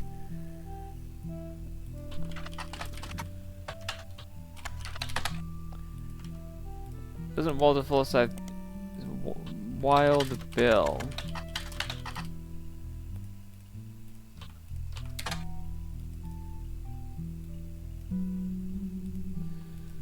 How did we get to that? Wasn't it Harrison Lane or some shit? Oh no, this is he married her. That one.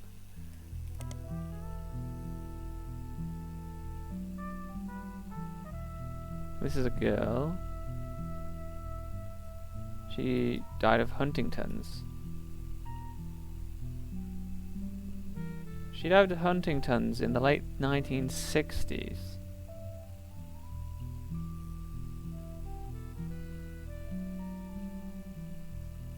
Okay. I'm just oh, that's actually on here. I'm just thinking of that thing here.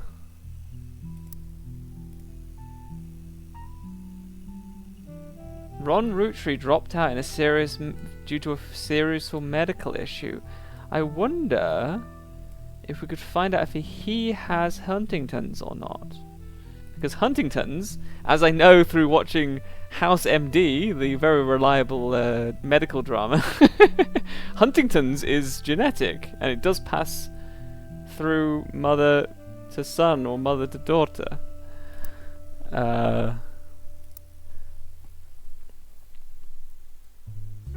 So that's interesting that that's on there.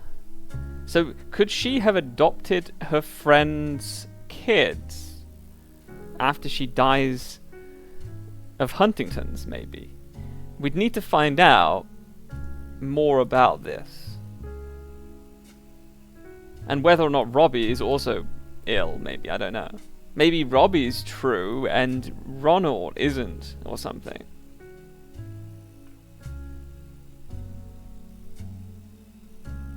And that might be why, after the mother died, on her deathbed, she might have confessed to Ron that you're not my son, or some shit, right? Or maybe you're both not my son. And that's why they made amends, and they sort of... That's why he became not the leader of the Roottrees or whatever, I don't know. We need to look more into that.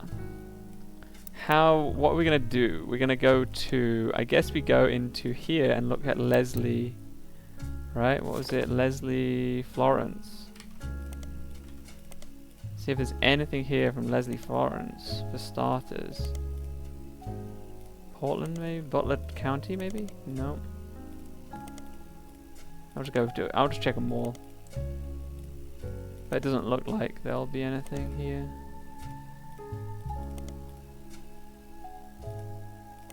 Okay. So nothing about Leslie Florence there.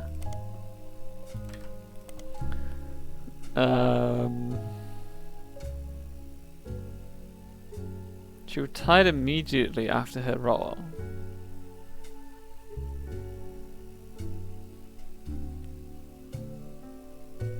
I want to know more about Gwyn. Like, she showed up with just kids, didn't they? Because she was in Paris.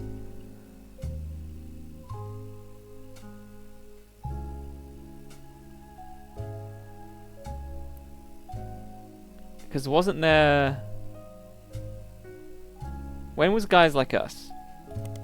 53. Okay.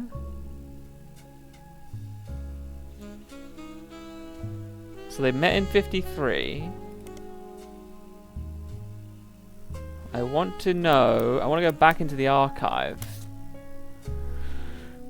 and find the diary or something, right?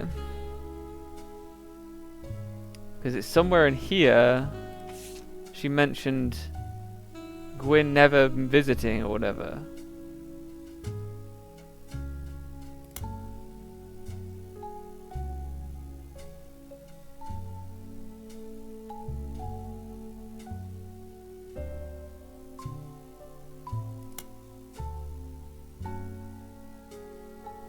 Maybe.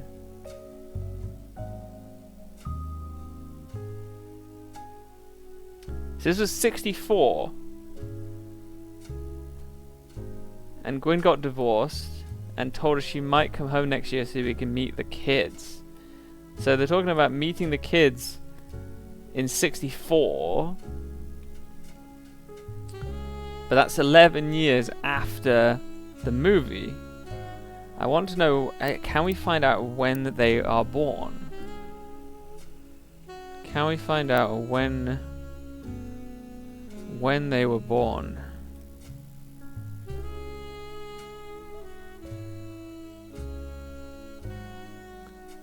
Gwyn divorced Wild Bill just before she had her second.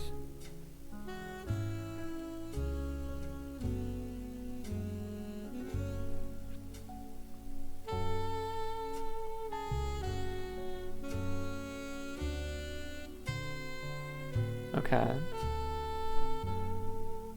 Gwyn divorced Wild Bill. I wish I could find out more about Wild Bill. Okay.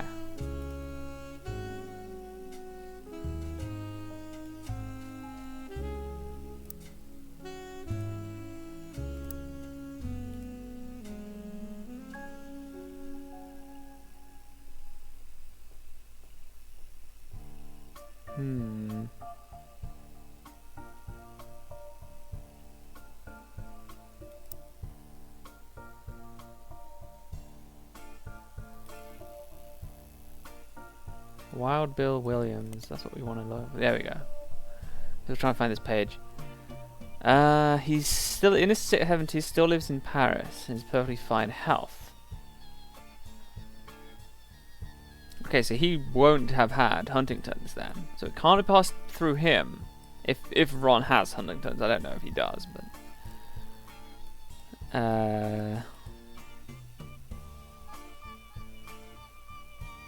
the few years I spent with Gwyn were just one stop along the very long and complicated journey that has been my life and career. Last time they spoke, they signed the divorce papers. She asked me to never contact her or the kids again. I've always respected those wishes. They never reached out to me either. So I have to assume they have some idea of why she hated me so much and the sacrifices she made on my behalf. I wish them well, and I'm sorry for their loss, but we've been strangers for 40 years. So yeah. Maybe another indication that they weren't his kids, maybe?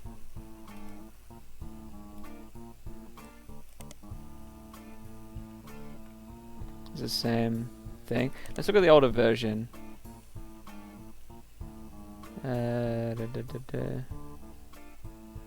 married 4 different times, 4 different actresses. Oh yeah, we saw this, right? He grew up in Paris, France. Okay. Okay, that's another search though. So looks like we've got at least 2 more spider searches to find, and maybe a thing. I'd like to look at Wild Bill Williams' maybe in this some of the a periodical or something, maybe.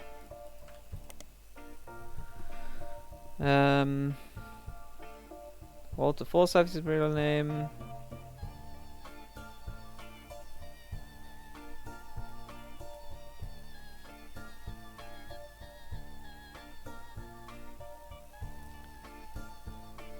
She was playing a soldier's wife.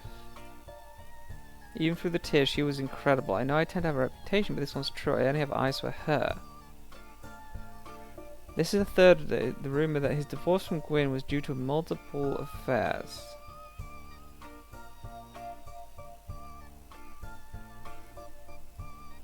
An American reader on vacation in Paris claims to have overheard Wild Bill and Gwyn arguing in public while she was holding a baby and visibly pregnant. Oh, so maybe the second son is her. Not long after, Gwyn announced she was divorcing Wild Bill, and also that she was pregnant again? Oh. Oh yeah, so yeah, she's announcing she was pregnant, okay.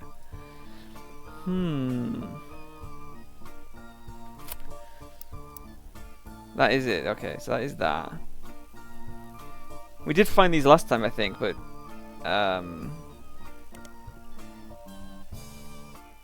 yeah. They don't, obviously, you have to research for them to find them in here. Right.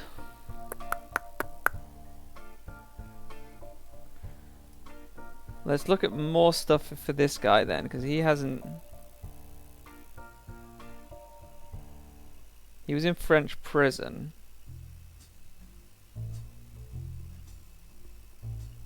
It was a highly transformative few weeks when it came to our relationship. I'm getting the feeling that he is a Roottrie, but he is not. That's the feeling I'm getting. Especially, it would be ironic, especially considering it was him who was trying to cut him out of the will, right? he was trying to cut him out of the trust, and it'd be funny if he ends up being the Roottrie and he doesn't. That's the vibe I'm getting.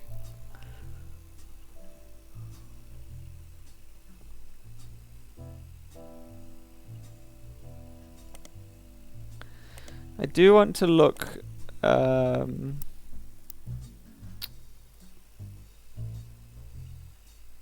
want to look at more of the films that she did.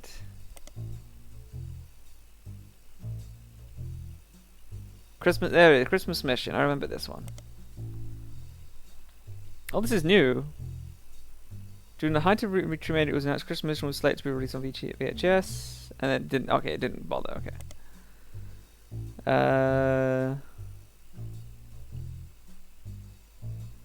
Yes.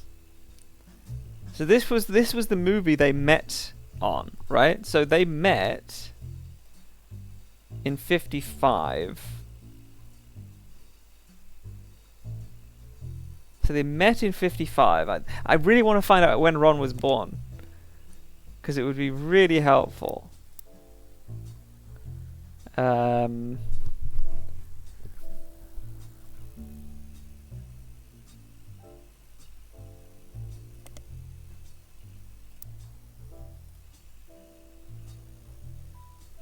was this?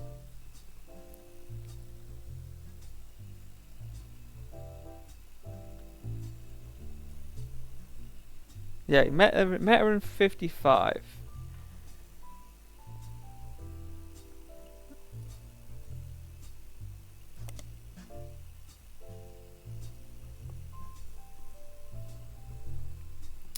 How do we know how old this guy is? Do we know? Can we go to... Was he featured in the Business Watch or something?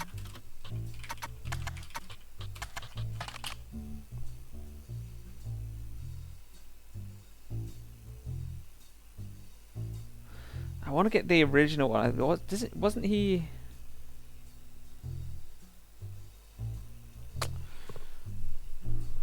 Wasn't he featured on one of these before?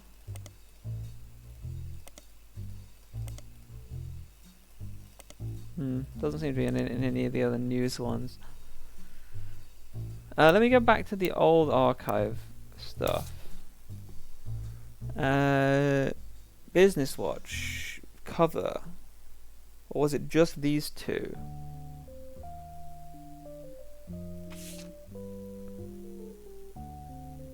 That's Gem Roottrie. What stuff do we have from Ron back here? Like, what stuff is from Ron's?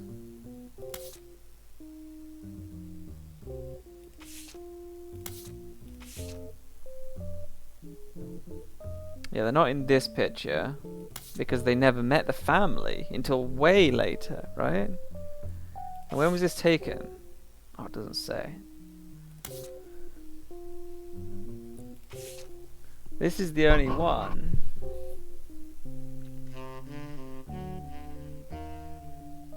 Couldn't make the reunion, wishing you well from Paris.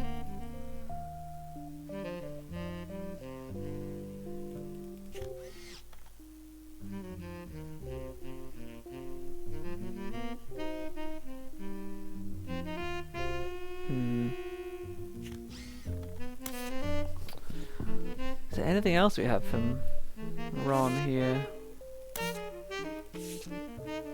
This is the reunion they're talking about, right? So this will be from the 70s, I assume. Or maybe it was this one. What age group was Gwyn in? This one. Yeah, it could have been this one as well.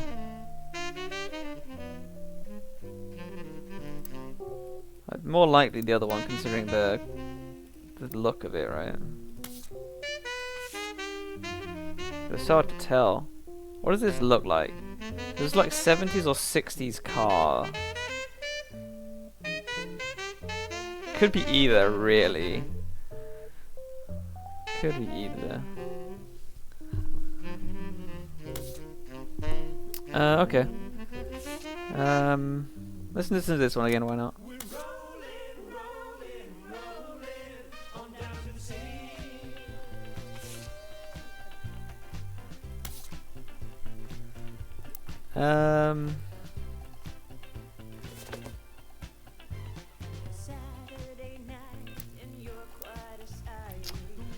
So what else do we need to search for then?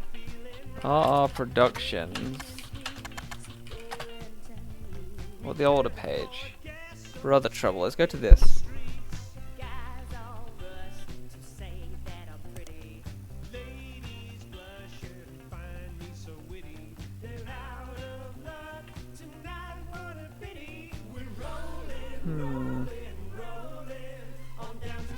It's cancelled in 91.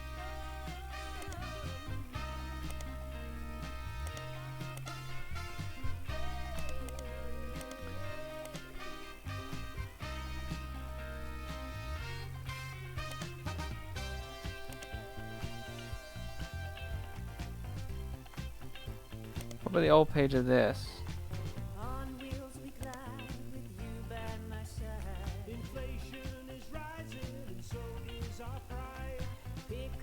The room about Robbie Roottree and Silver Screen magazine. Let's go to that again, because that might be useful. Tried to name Robert in French court law. He embezzled from the company Arbor Productions to, yeah.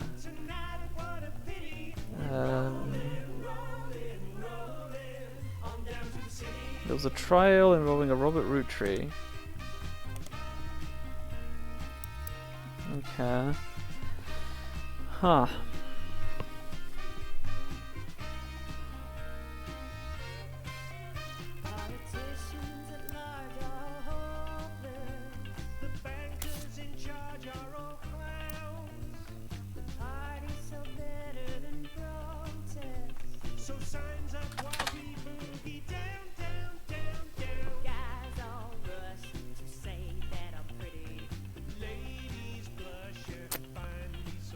I wish I could I wish there was just a Wikipedia, right, which told you what age they were born. That would be so nice.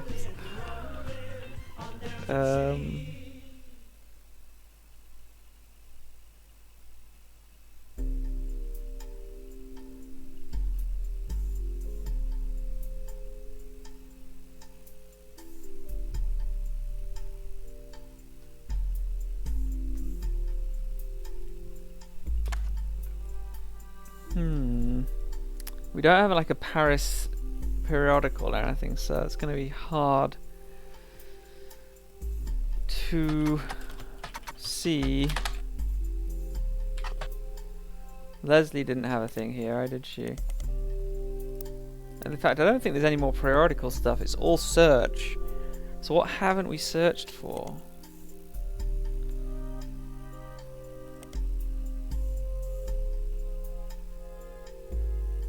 Maybe look at Huntington's. Maybe this is useful. Oh, maybe.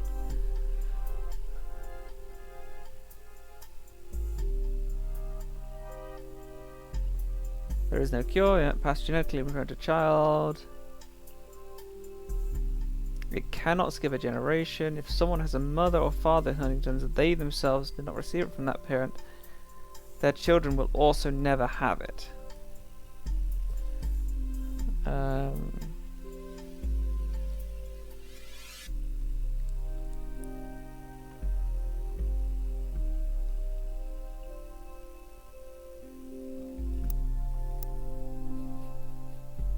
Okay, this is showing up in the smoking gun, but I don't know if that means anything. We need some confirmation that he has Huntington's other than the fact that he's resigning from everything because of a medical issue, right? I don't know if we're gonna find that though, because if he has Huntington's and his brother doesn't necessarily, then that's pretty big information wise. They're both sharing the same info, aren't they? Yeah.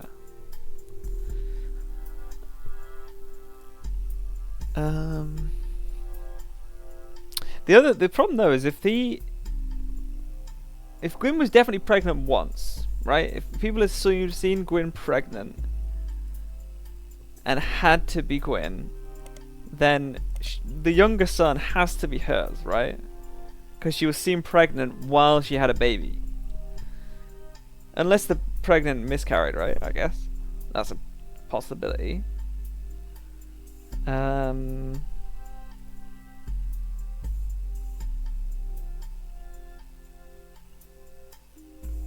Memory issues, uncontrolled movement of the limbs, symptoms at the age of 30 and 50.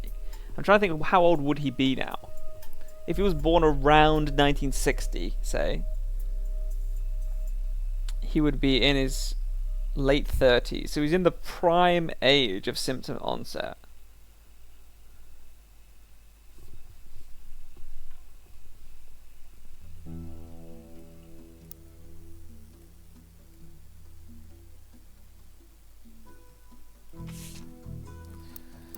So, what else can we Google?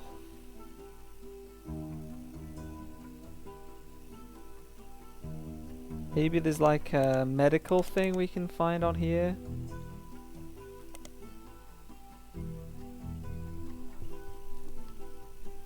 Like one of these gene testing things like a lot of the other ones have had.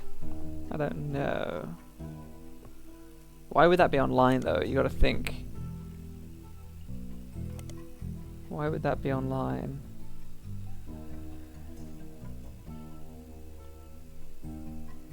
Oh yeah, okay, so she died in the late 1960s and she stopped performing after 1953, which means that lines up with she dies 15 years after the symptoms start kind of thing. That makes sense.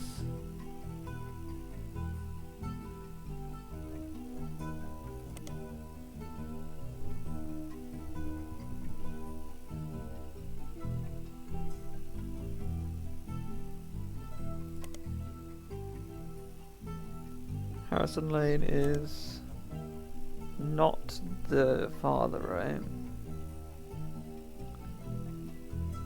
Let's look at some of these things. Doesn't look like there's anything here.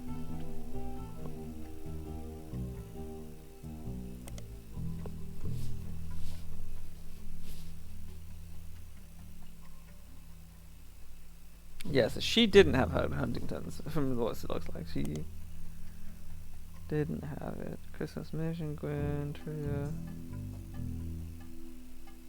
But her father took her mother's famous name, yeah.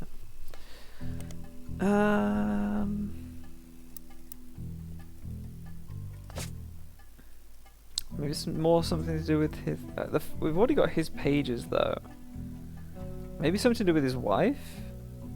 Tessa Green, Penelope Tessa Green.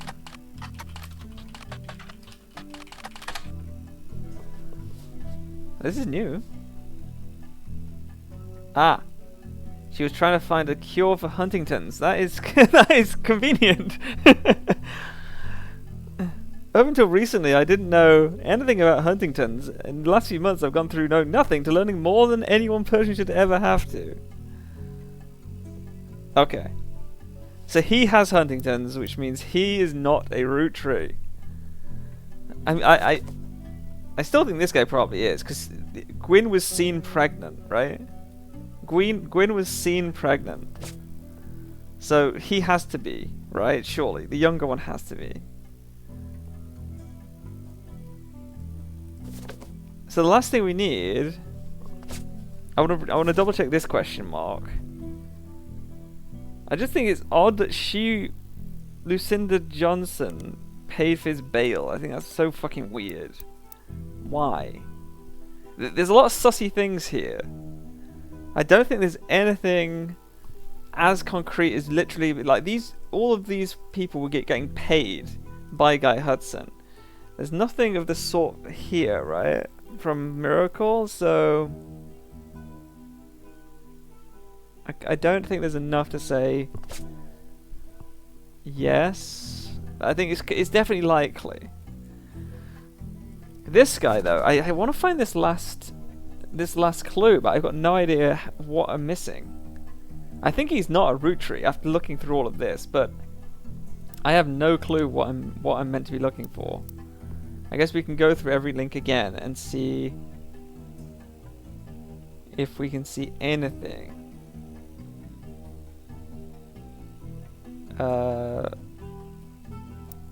Anything we missed, any links we potentially missed that could come from this.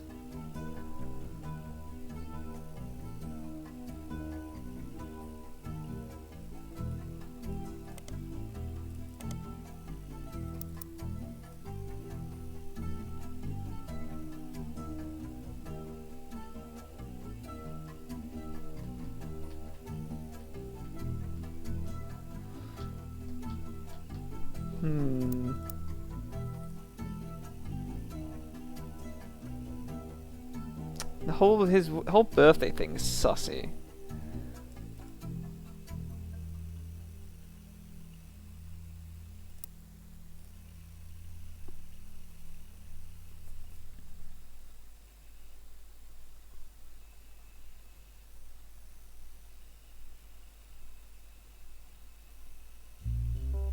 Ah, this is even worse as well, actually. We're going back into looking at this again.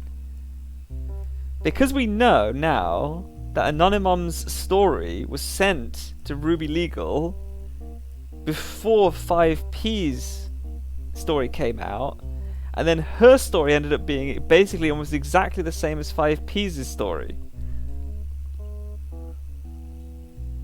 But Ruby already had all the data,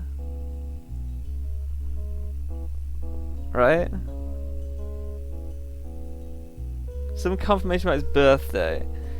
I've got basically no confirmation from anyone's birthday, right? So I don't know how I'd even find that, right? How would I find that? Fellows references seeing the movie on his 17th birthday. But from this movie. But this is the same page, so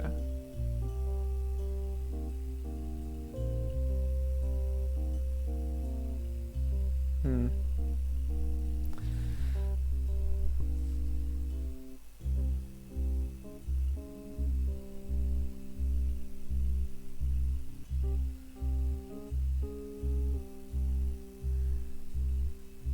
Early with the birth date, I was able to exclude someone.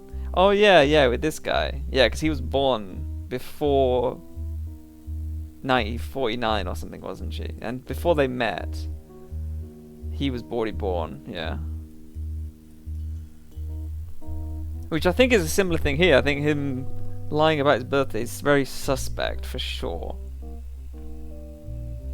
But we already have the hints that he's already lying about his birthday, right? I think that maybe that's all the game's going to give me. That's what I'm thinking about that particular fact, right? But I don't know.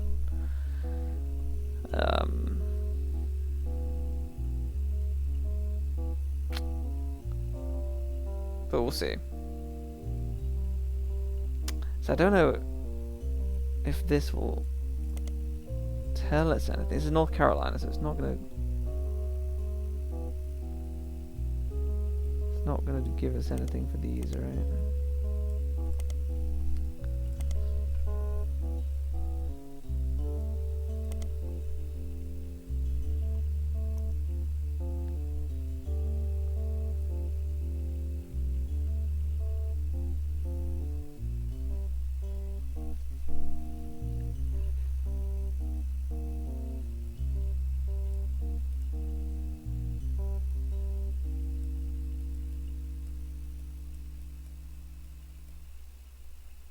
Each party ensured their respective clients provided accurate samples.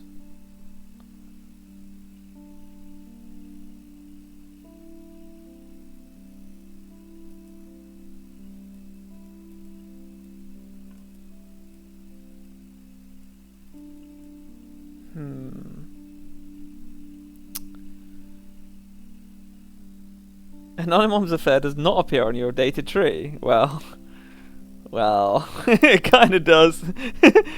It kind of does, right?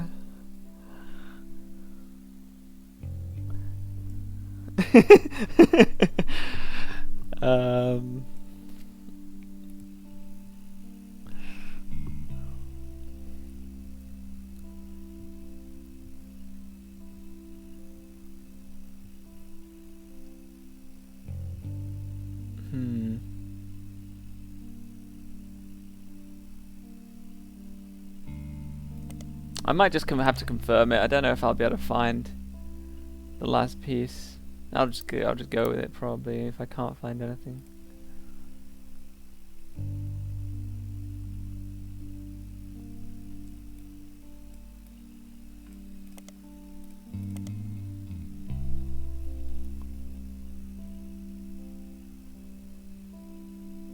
Yeah, this is the same page as the other one.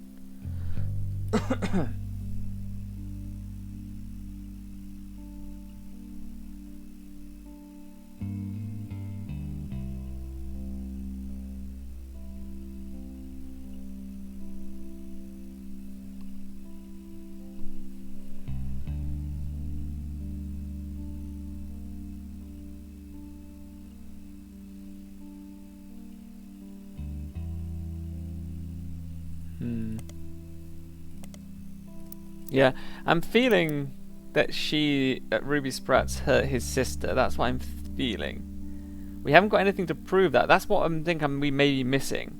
Maybe we're missing a photo of them together or some shit, right? That would be crazy evidence to get, if we could get that.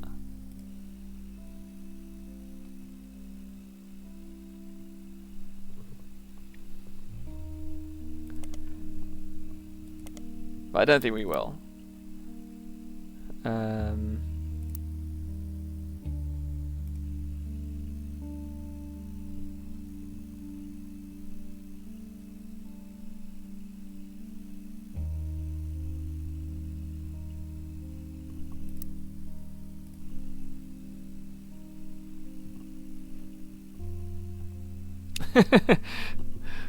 Yeah, try and find the Ruby family tree next.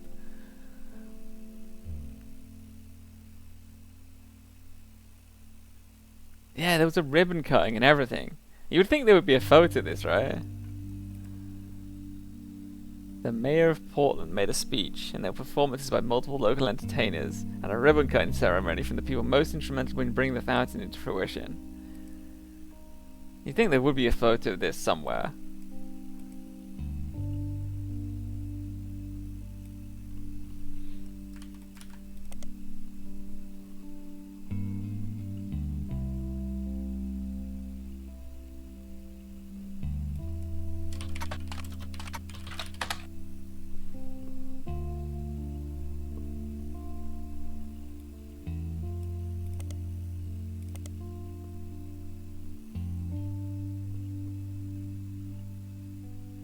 Yeah, so she was a also she is younger than you think, right? Do you think? She was a Girl Scout at the time she was earning her gold award. I mean, I know you can be Girl Scout still quite old, but if she was earning a gold award to build this fountain, then he performed at the fountain. Does that mean he's the older brother of Ruby Sprat?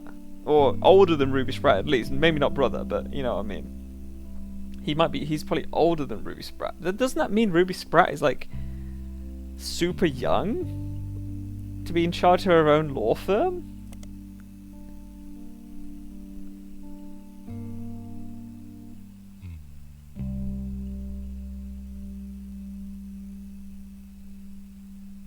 Huh.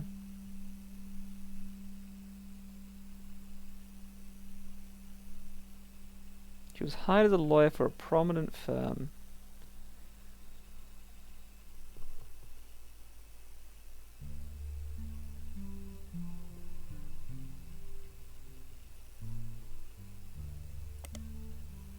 Maybe...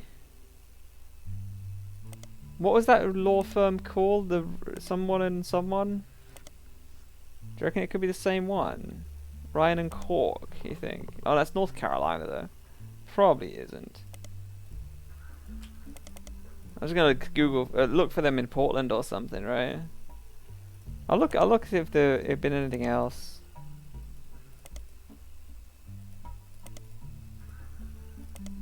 But I don't think they will. Not from any of these other ones. And neither of these go anywhere.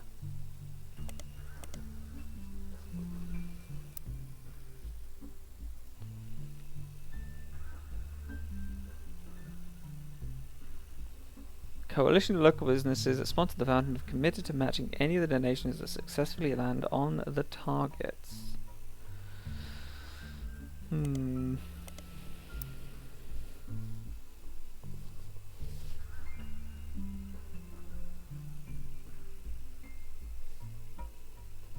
She offered to work for very little money. So as long as she could be a public face to build her reputation.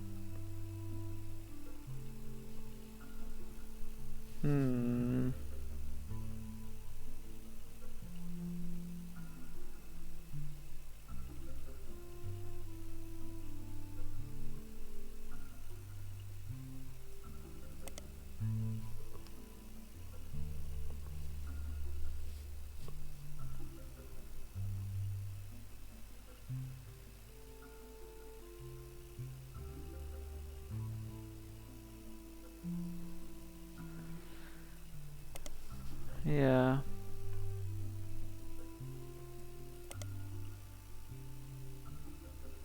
Here's the scholarship page. This is now managed by Ruby Legal Enterprises. Does this matter?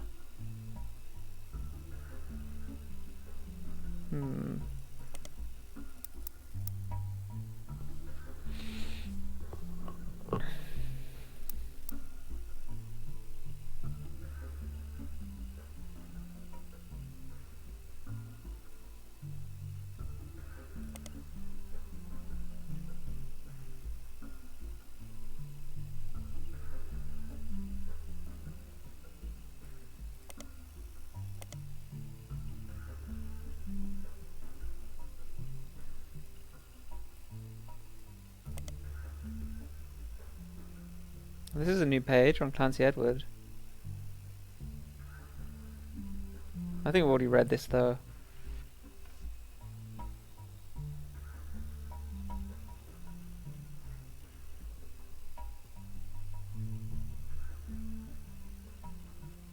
Yeah, yeah. Do you have any ideas of what I should search? I'm probably just going to confirm. I'm pretty convinced that this guy probably isn't a root tree. There's some very, very sussy stuff going on. To do with his age. For some reason, Ruby Sprite is linked to a lot of this. Even in links that he's not mentioned at all. So he has a link, personal link, to the person who's in charge of performing the DNA test.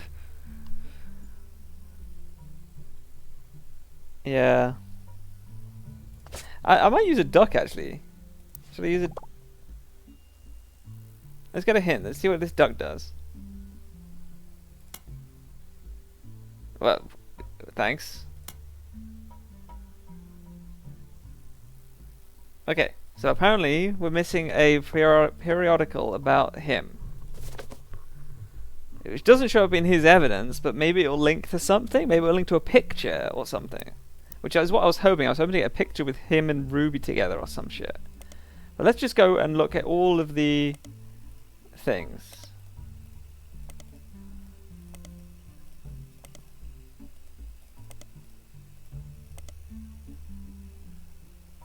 Yeah, we've seen that one. It's odd that Picoty, which is like the tabloid, didn't have any information on him, right? You think a tabloid would jump at the chance to publish some juicy details about a secret root tree or something? It's weird, isn't it?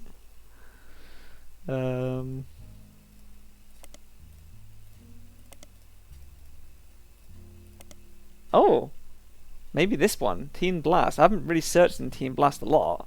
It's gossip about teenage girls, but they seem to be paying attention to him apparently. He hasn't done any interviews with the magazine. They've listed him amongst the hunkiest hotties for the past few months with small bios that tell you various facts about him. Aha! His birthday's in 77, which means he's 22, which means he would have been 15. He grew up in foster care in Portland. Star sign's Aquarius. He said he turned 17 in 92, but that can't be true. He turned 15 in 92.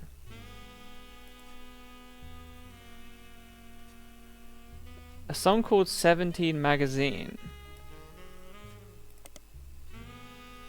The title of an unreleased and controversial song by Dirty Davy. There's mentions of it on a few sites, claiming that it was on the first release of his first mixtape but was removed.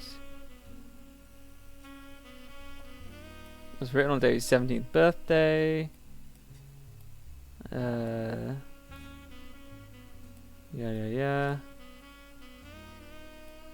So it was written in 92. But how was it written on Davy's birthday if he was 15 in 92? It must have been written in 94 then, right?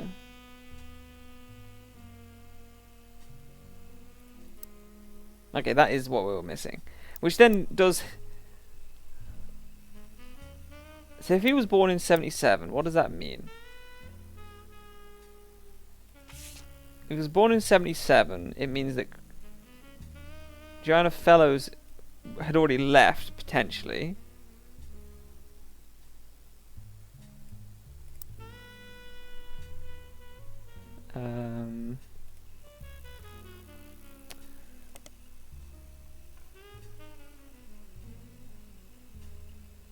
February 9th, 1997.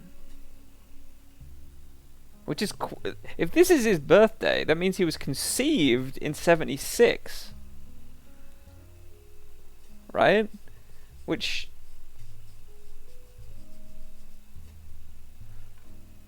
which means... There's no way. Really.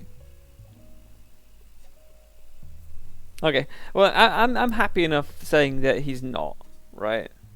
I think we found all the evidence for everyone. This one is still a maybe. I don't think there's just enough here. And there's a lot of sussy stuff, right? But I don't think there's enough here to concretely say.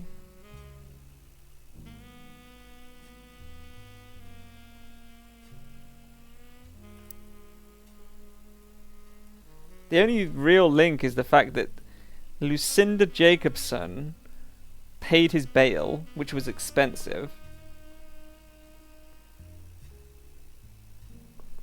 And Lucinda Jacobson was caught stealing 15 years earlier or whatever it was.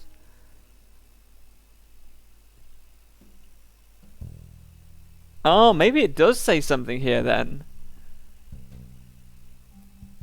Maybe we meant to put those evidence together. Like, I'm just rereading this bit. Why? How could if Lucinda Jacobson needed money so badly that she was willing to change her name to get free meals, right? If she was willing to change her name to get free meals from a fucking taco place, how would she have the money to pay for an expensive bail for some random kid? So maybe we're meant to make the link that Lucinda Jacobson was like a money mule or something, and to keep the Roottrees name out of it, and so they had Lucinda Jacob bail him out instead of a Roottree, maybe. And they obviously she would do it because she would need the money if she was offered money for it. Yeah, that's the only. Again, it's all money, isn't it? If we think money is good enough, then the Roottrees have given this guy money, essentially, right? Is money good enough to confirm them? I don't think it is, personally. I personally don't think it is. I would prefer them just to redo the blood tests, right? I would say on all these ticks, I would say redo the blood tests. If they can, right? If they have enough DNA from Bonnie, because I'm assuming Bonnie's still alive, right? If they have enough DNA from Bonnie, redo the blood tests and see. That's what I would say.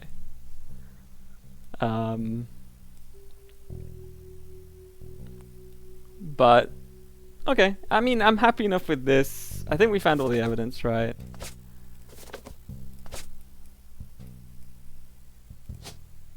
Did we find them all? Yeah. We did. Did we find all these ones? Oh yeah, we did. Yeah. Okay. Okay. Well, I'll say I'm ready, and we'll see. Right? I guess.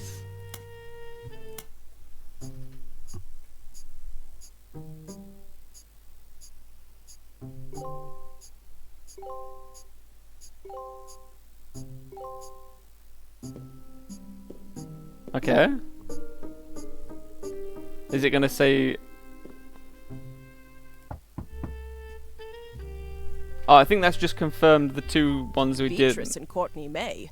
Clark, can you swing another test against Bonnie's DNA? This time I'll be sure to have them verify both samples in person. Good. Oh, it sounds like you got everything right, maybe. Using the family tree you filled out, as well as DNA tests, we were able to uncover the truth behind all the inconsistencies. Okay. Clark's handling the business, but I've come to thank you and fill you in on everything we've learned. Buckle up, because it's been one heck of a week. Okay, let's find out. Actually, that's an understatement. It's not every week you discover your family company is being sabotaged by someone they trusted. But that's the kind of time we've been having. Like I said, buckle up. Maybe grab some popcorn.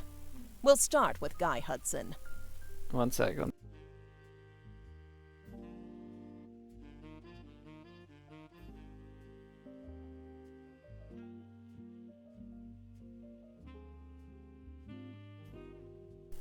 Fucking cat from outside was trying to get in. Scared Sophie. Let's have a look. Guy had a frankly ridiculous number of potential children. What shocked me is how many graduated from potential to confirmed. Guy had a frankly ridiculous number of things. What shocked me is how we graduated from potential to confirmed. Yes. No, we didn't say this guy, right? This guy was the one we didn't say. And one of these two. Was it this guy? Well, this guy wasn't. These two shouldn't be on here, right? We can even prove he was aware of them. The smoking gun was how he used Yeah. company money to pay off a lot of women. He hid it with a method inspired by his idol, Elias. 5-piece flavors.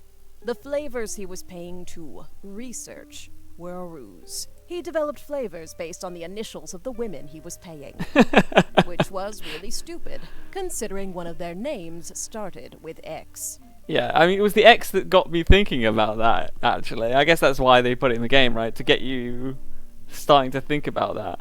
But the other suspicious thing about the flavors, right, was the caviar became popular in Brazil. It actually became super popular in Brazil. But 5 years later, or whatever it was still in development. Like, you don't need to develop a flavor for like 4 years straight. That doesn't... Surely that doesn't happen. That was weird. Let's start with Christine. Guy was paying her under the name Caviar, but there were some other clues. James was born 9 months after Zach's party. Which one was this? 9 months after Zach's party.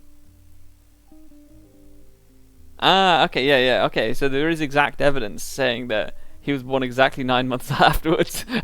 That's interesting, isn't it? Christine was there with Guy, and when she got pregnant, she panicked. Steve stepped up. He even turned it Yeah. into one of his recipe stories. Yeah, we did. We figured out the recipe. Not all of Guy's affairs led to offspring. He may have slept with Robin Martin, but she didn't have children, so we'll never know. Yes. Also, not every child of Guy's affair partners were his. Robert Garland was born after his parents had already moved to Boston. Yes, the younger one. Yeah. Yeah.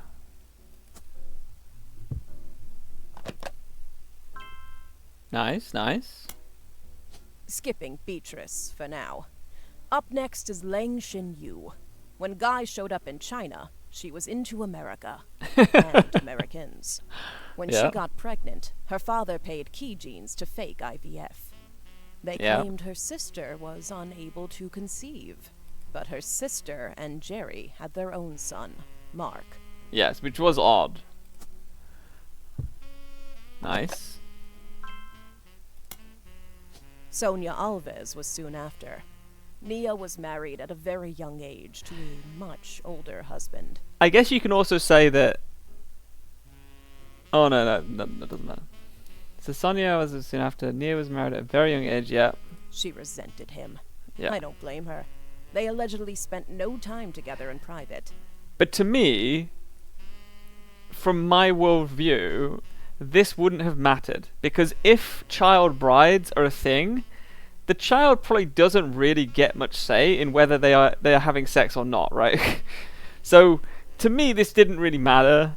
To me, right? It's like this child bride. If this man is marrying a child bride, you know, what you can't like. It shouldn't be happening, obviously, but it's not like the child is going to have... If the child had no say in getting married, what happens after the marriage, the child's not going to have any say. But, I don't know. Guy was in Brazil during Christmas 1979. It's the only Christmas not in the records. Yeah. Flavio was born 9 months later, and like the others, Guy started paying Sonia. Yep. Nice. Last was Susan Ford, hired to translate for Guy's overseas trips. It's easy to read into Guy's donation to her school, but there's no definitive proof there. Yeah, exactly, yeah. She and Guy were witnessed together near the end of his life. The one thing that really gave this one away was the last flavor that was being developed. He was giving 20,000 for that flavor, right? Because they had twins. Susan's husband was convinced he couldn't be the father of her daughters. Guy, though, paid double. Yeah. The price of twins.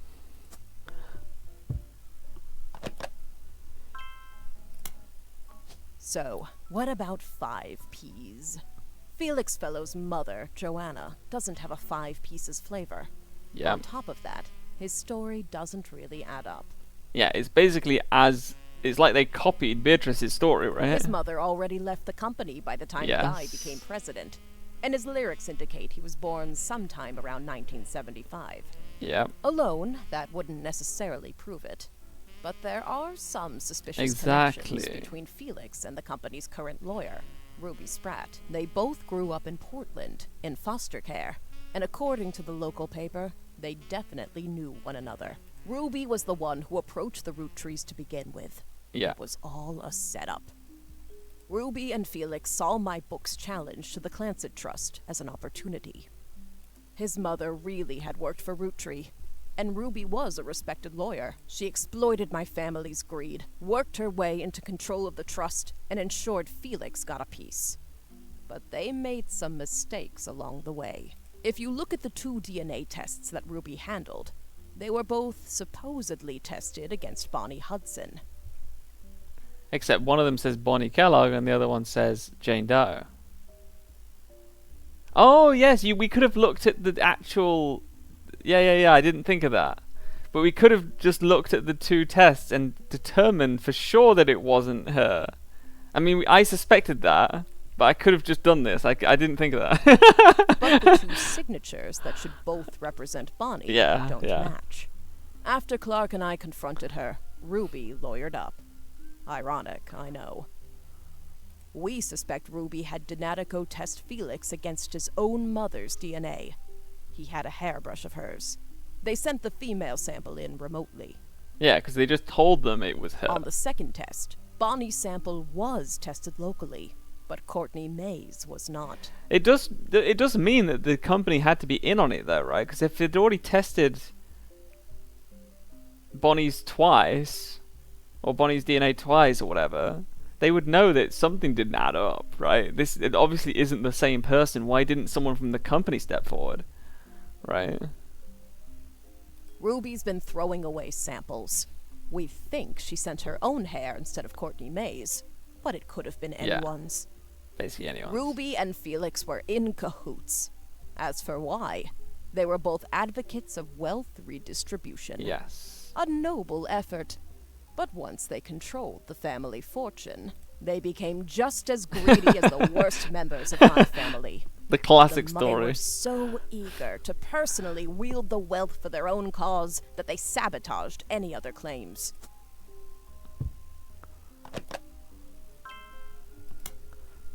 That finally brings us to Anonymom, aka Beatrice Watts.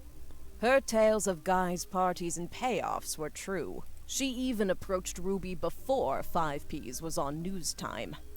Ruby used Beatrice's truths to make Felix's lies feel real, then ruin the DNA test so that Beatrice looked phony in the public court of opinion. I feel worst for her in all of this. Nice. While Ruby and Felix stole the show, there were some other potential new family members as well. Miracle Roottree was less of an open and shut case. That said, it's very likely he had a son with Mary Beth Clementine. Oh, so it was supposed to do maybe on this one. Not Stuart. Mary Beth adopted him before she ever set foot in Butler County. Yes. That leaves Mark. The timeline fits. Yeah. He showed up about 9 months after Mary Beth visited Miracle. If that's not enough on its own, he was also bailed out by the sister of Edith Roottree, Miracle Helen Jr.'s Roottree. wife, after she changed her name to win that silly contest. Wait, what? It was Lucinda who bailed him out. Or maybe she's going to get to that point. Our best guess is that Mark was told by his mother whose son he was. and use that fact to put some pressure on Miracle Jr. Okay, yeah. I guess that makes sense. We have no real proof of that, but nothing else really makes sense for why they'd be connected in that way. Yeah. 'Cause it does seem super random why this kid that Helen Roottree caught was randomly bailing her out. Randomly bailing this kid out. That assumingly had no connection at all. Yeah, okay. Cool. Elias's affair was the most ambiguous. Gwyneth was able to coerce Elias to do things he wouldn't have otherwise done, like pressure to include me in the family. Yeah, because they say he's stupid. Now, stupid people do cheat. My Right. son even mentioned them arguing about someone named Beth. Beth, yeah. But Beth was his secretary, apparently, and you can argue about the secretary. Maybe she fucked something up. I don't think Combined that's... with Gwyneth's lisp, it's possible the name was Okay, actually that's true. Bess. She did have a lisp. Unfortunately, all we know about Bess Williams is that she wrote his book and died not long after, leaving her only son an orphan. The timeline fits with Wildcat, but there's no record if she had any other relationship. Honestly, Yeah. I wouldn't say we had enough evidence either way. I mean, maybe I was supposed to do maybe on this one. I wouldn't be surprised if Elias cheated. Of course, I'm a bit biased. Regardless, we haven't gotten in touch with any of the Williams clan yet. That means we haven't been able to do a DNA test. As Clark mentioned, from here on Yes. out, all of our Okay. DNA tests will be in person. So this was meant to be a maybe. Okay. Lastly, we have a bit of a curveball. Ron Roottree isn't related to us by blood. Gwyn was definitely pregnant, so it's likely Yes. Robbie is. That's what I came to the When conclusion. Ron and Robbie went to visit their mother at the end of her life, something changed. Additionally, there have been a few rumors circling around Ron. RR Yes. Productions, at the same time, Ron's wife Penelope began doing benefits for Yes. Huntington's disease, stating that she had become familiar with it. Huntington's is the same disease that Gwyn's former co-star Leslie Florence had. It's passed from parent to child. Can't skip a It can't generation. skip a generation. And neither Gwyn had it or Wild Bill had it. Because Gwyn and Wild Bill Yeah. didn't have Huntington's, and Ron seems to, it's impossible Gwyn was his mother. At the end of her life, Gwyn told Ron the story.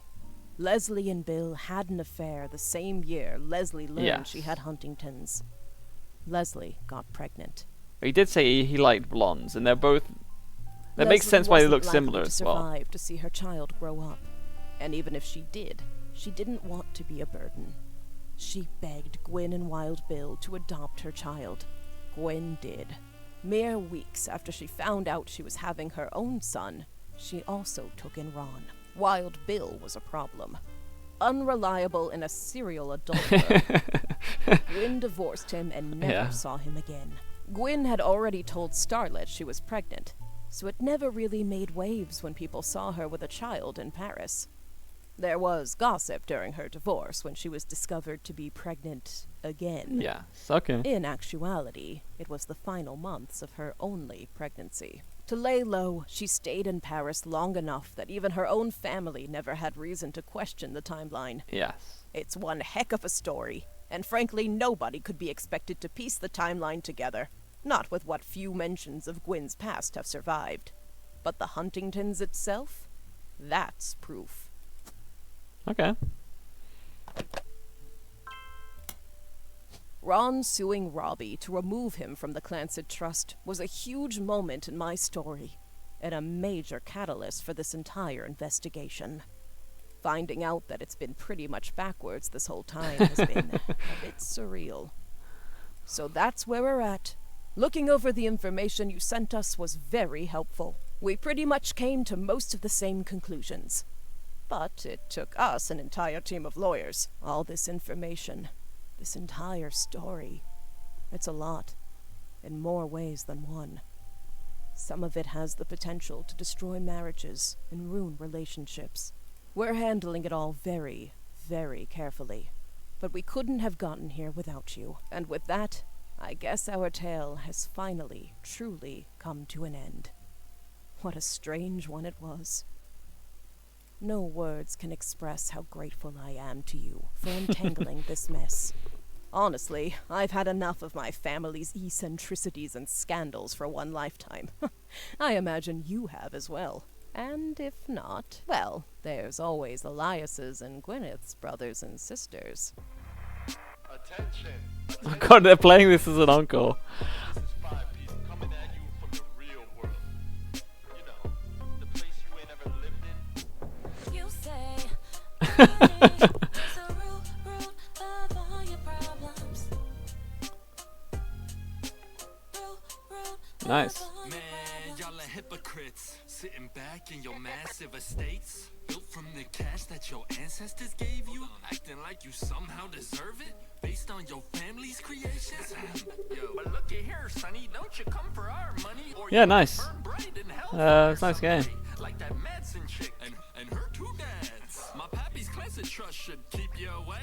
Yo, it's disturbing catching a sermon Cool. from a geezer who's never known hurt, but blurts out these claims that somehow we're sinners. That's made a good dough. When all of your work that came free with your name, you expect me to treat your lectures on greed as some expert creed from he without blame. How about instead, I turn my other cheeks and spread them. When you give me a kiss, you'll know just where to aim. You say money is the root of all your problems. It said something like click the cassette or something? Or maybe that's in the actual, in the game or something. Cool. Yeah, it's an interesting game. I like games like this. Like, the second one was definitely harder because you had to. There was a lot more red herrings, a lot more information that wasn't useful, and also the names weren't just given to you, right? There was a lot of names that weren't relevant, that you couldn't just, like, in the first game you could use, it's a bit like in Obra Dinn, you can use basis of elimination, right? Where you can eliminate certain people and you're left with only a couple. Well, you can't do that in the second one because there's an unlimited essential. Every single person I think that's named ever is in the list. So, but yeah, it's a good game, I think.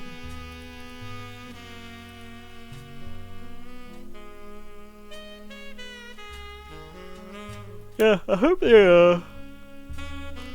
they make more of these kind of games for sure.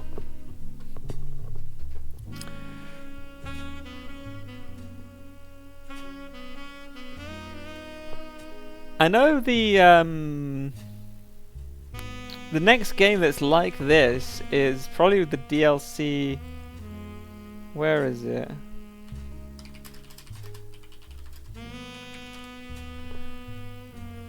The first DLC for the Rise of the Golden Idol is probably the next game that's going to be like this. Kind of. I don't know when the DLCs are coming. But there's meant to be 4 DLCs that are coming out for that game.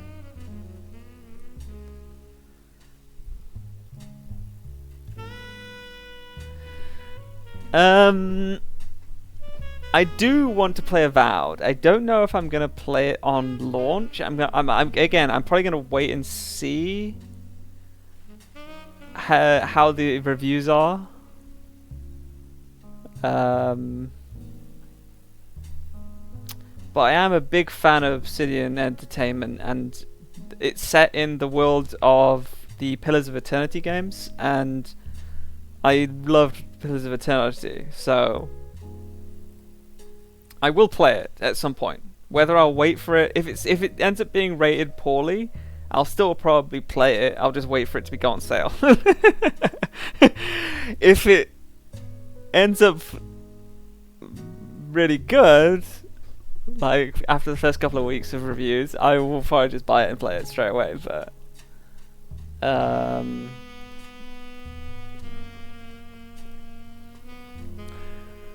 I could stream it, I suppose. I mean, I don't know how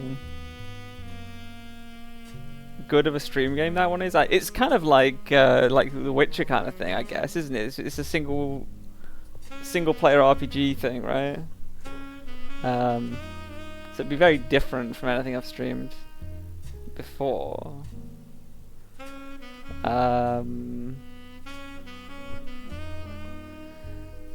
There is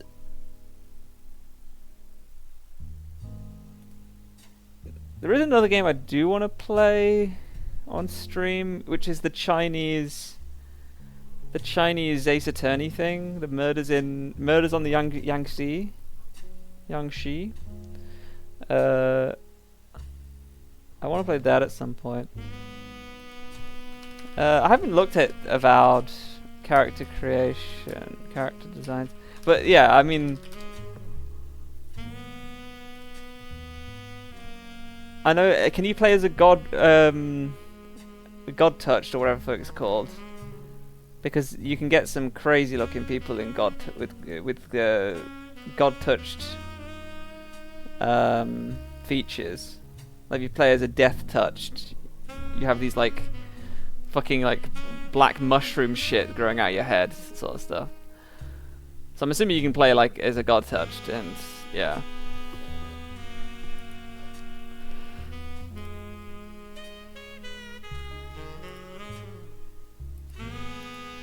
But yeah, I've definitely got my eye on Avowed for sure. It's definitely something I will play at some point. But I don't know how long this Murders on the Yangtze River. How long to beat? I don't know how long it is.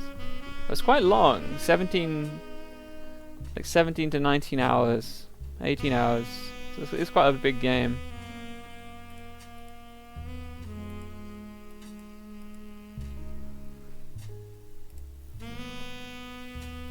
But yeah, that's probably the next thing I'll plan on playing.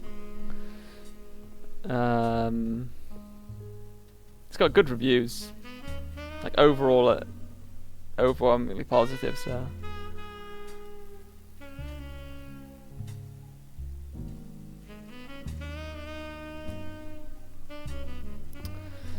but yeah, that was a fun game. Yeah. You should play the Golden Idol at some point, Alice.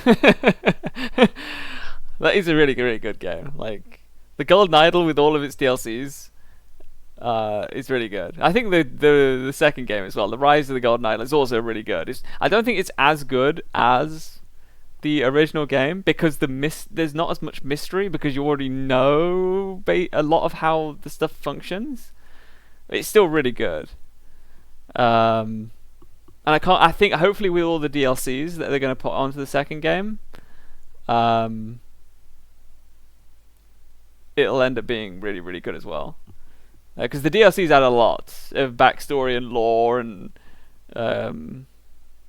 to the original game, and it makes the whole game. It's like a full story with the two DLCs. I think there's only two, because they're both prequels to the original game, essentially. And so you get like the full story.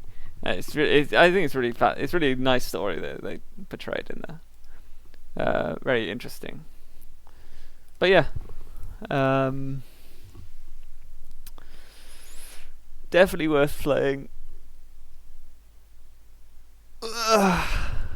Yeah, I wanted to come on today to finish this because I've been thinking about it, thinking about this game for the last couple of days, and I knew if I didn't stream it now, I'd have to wait till like Sunday or something.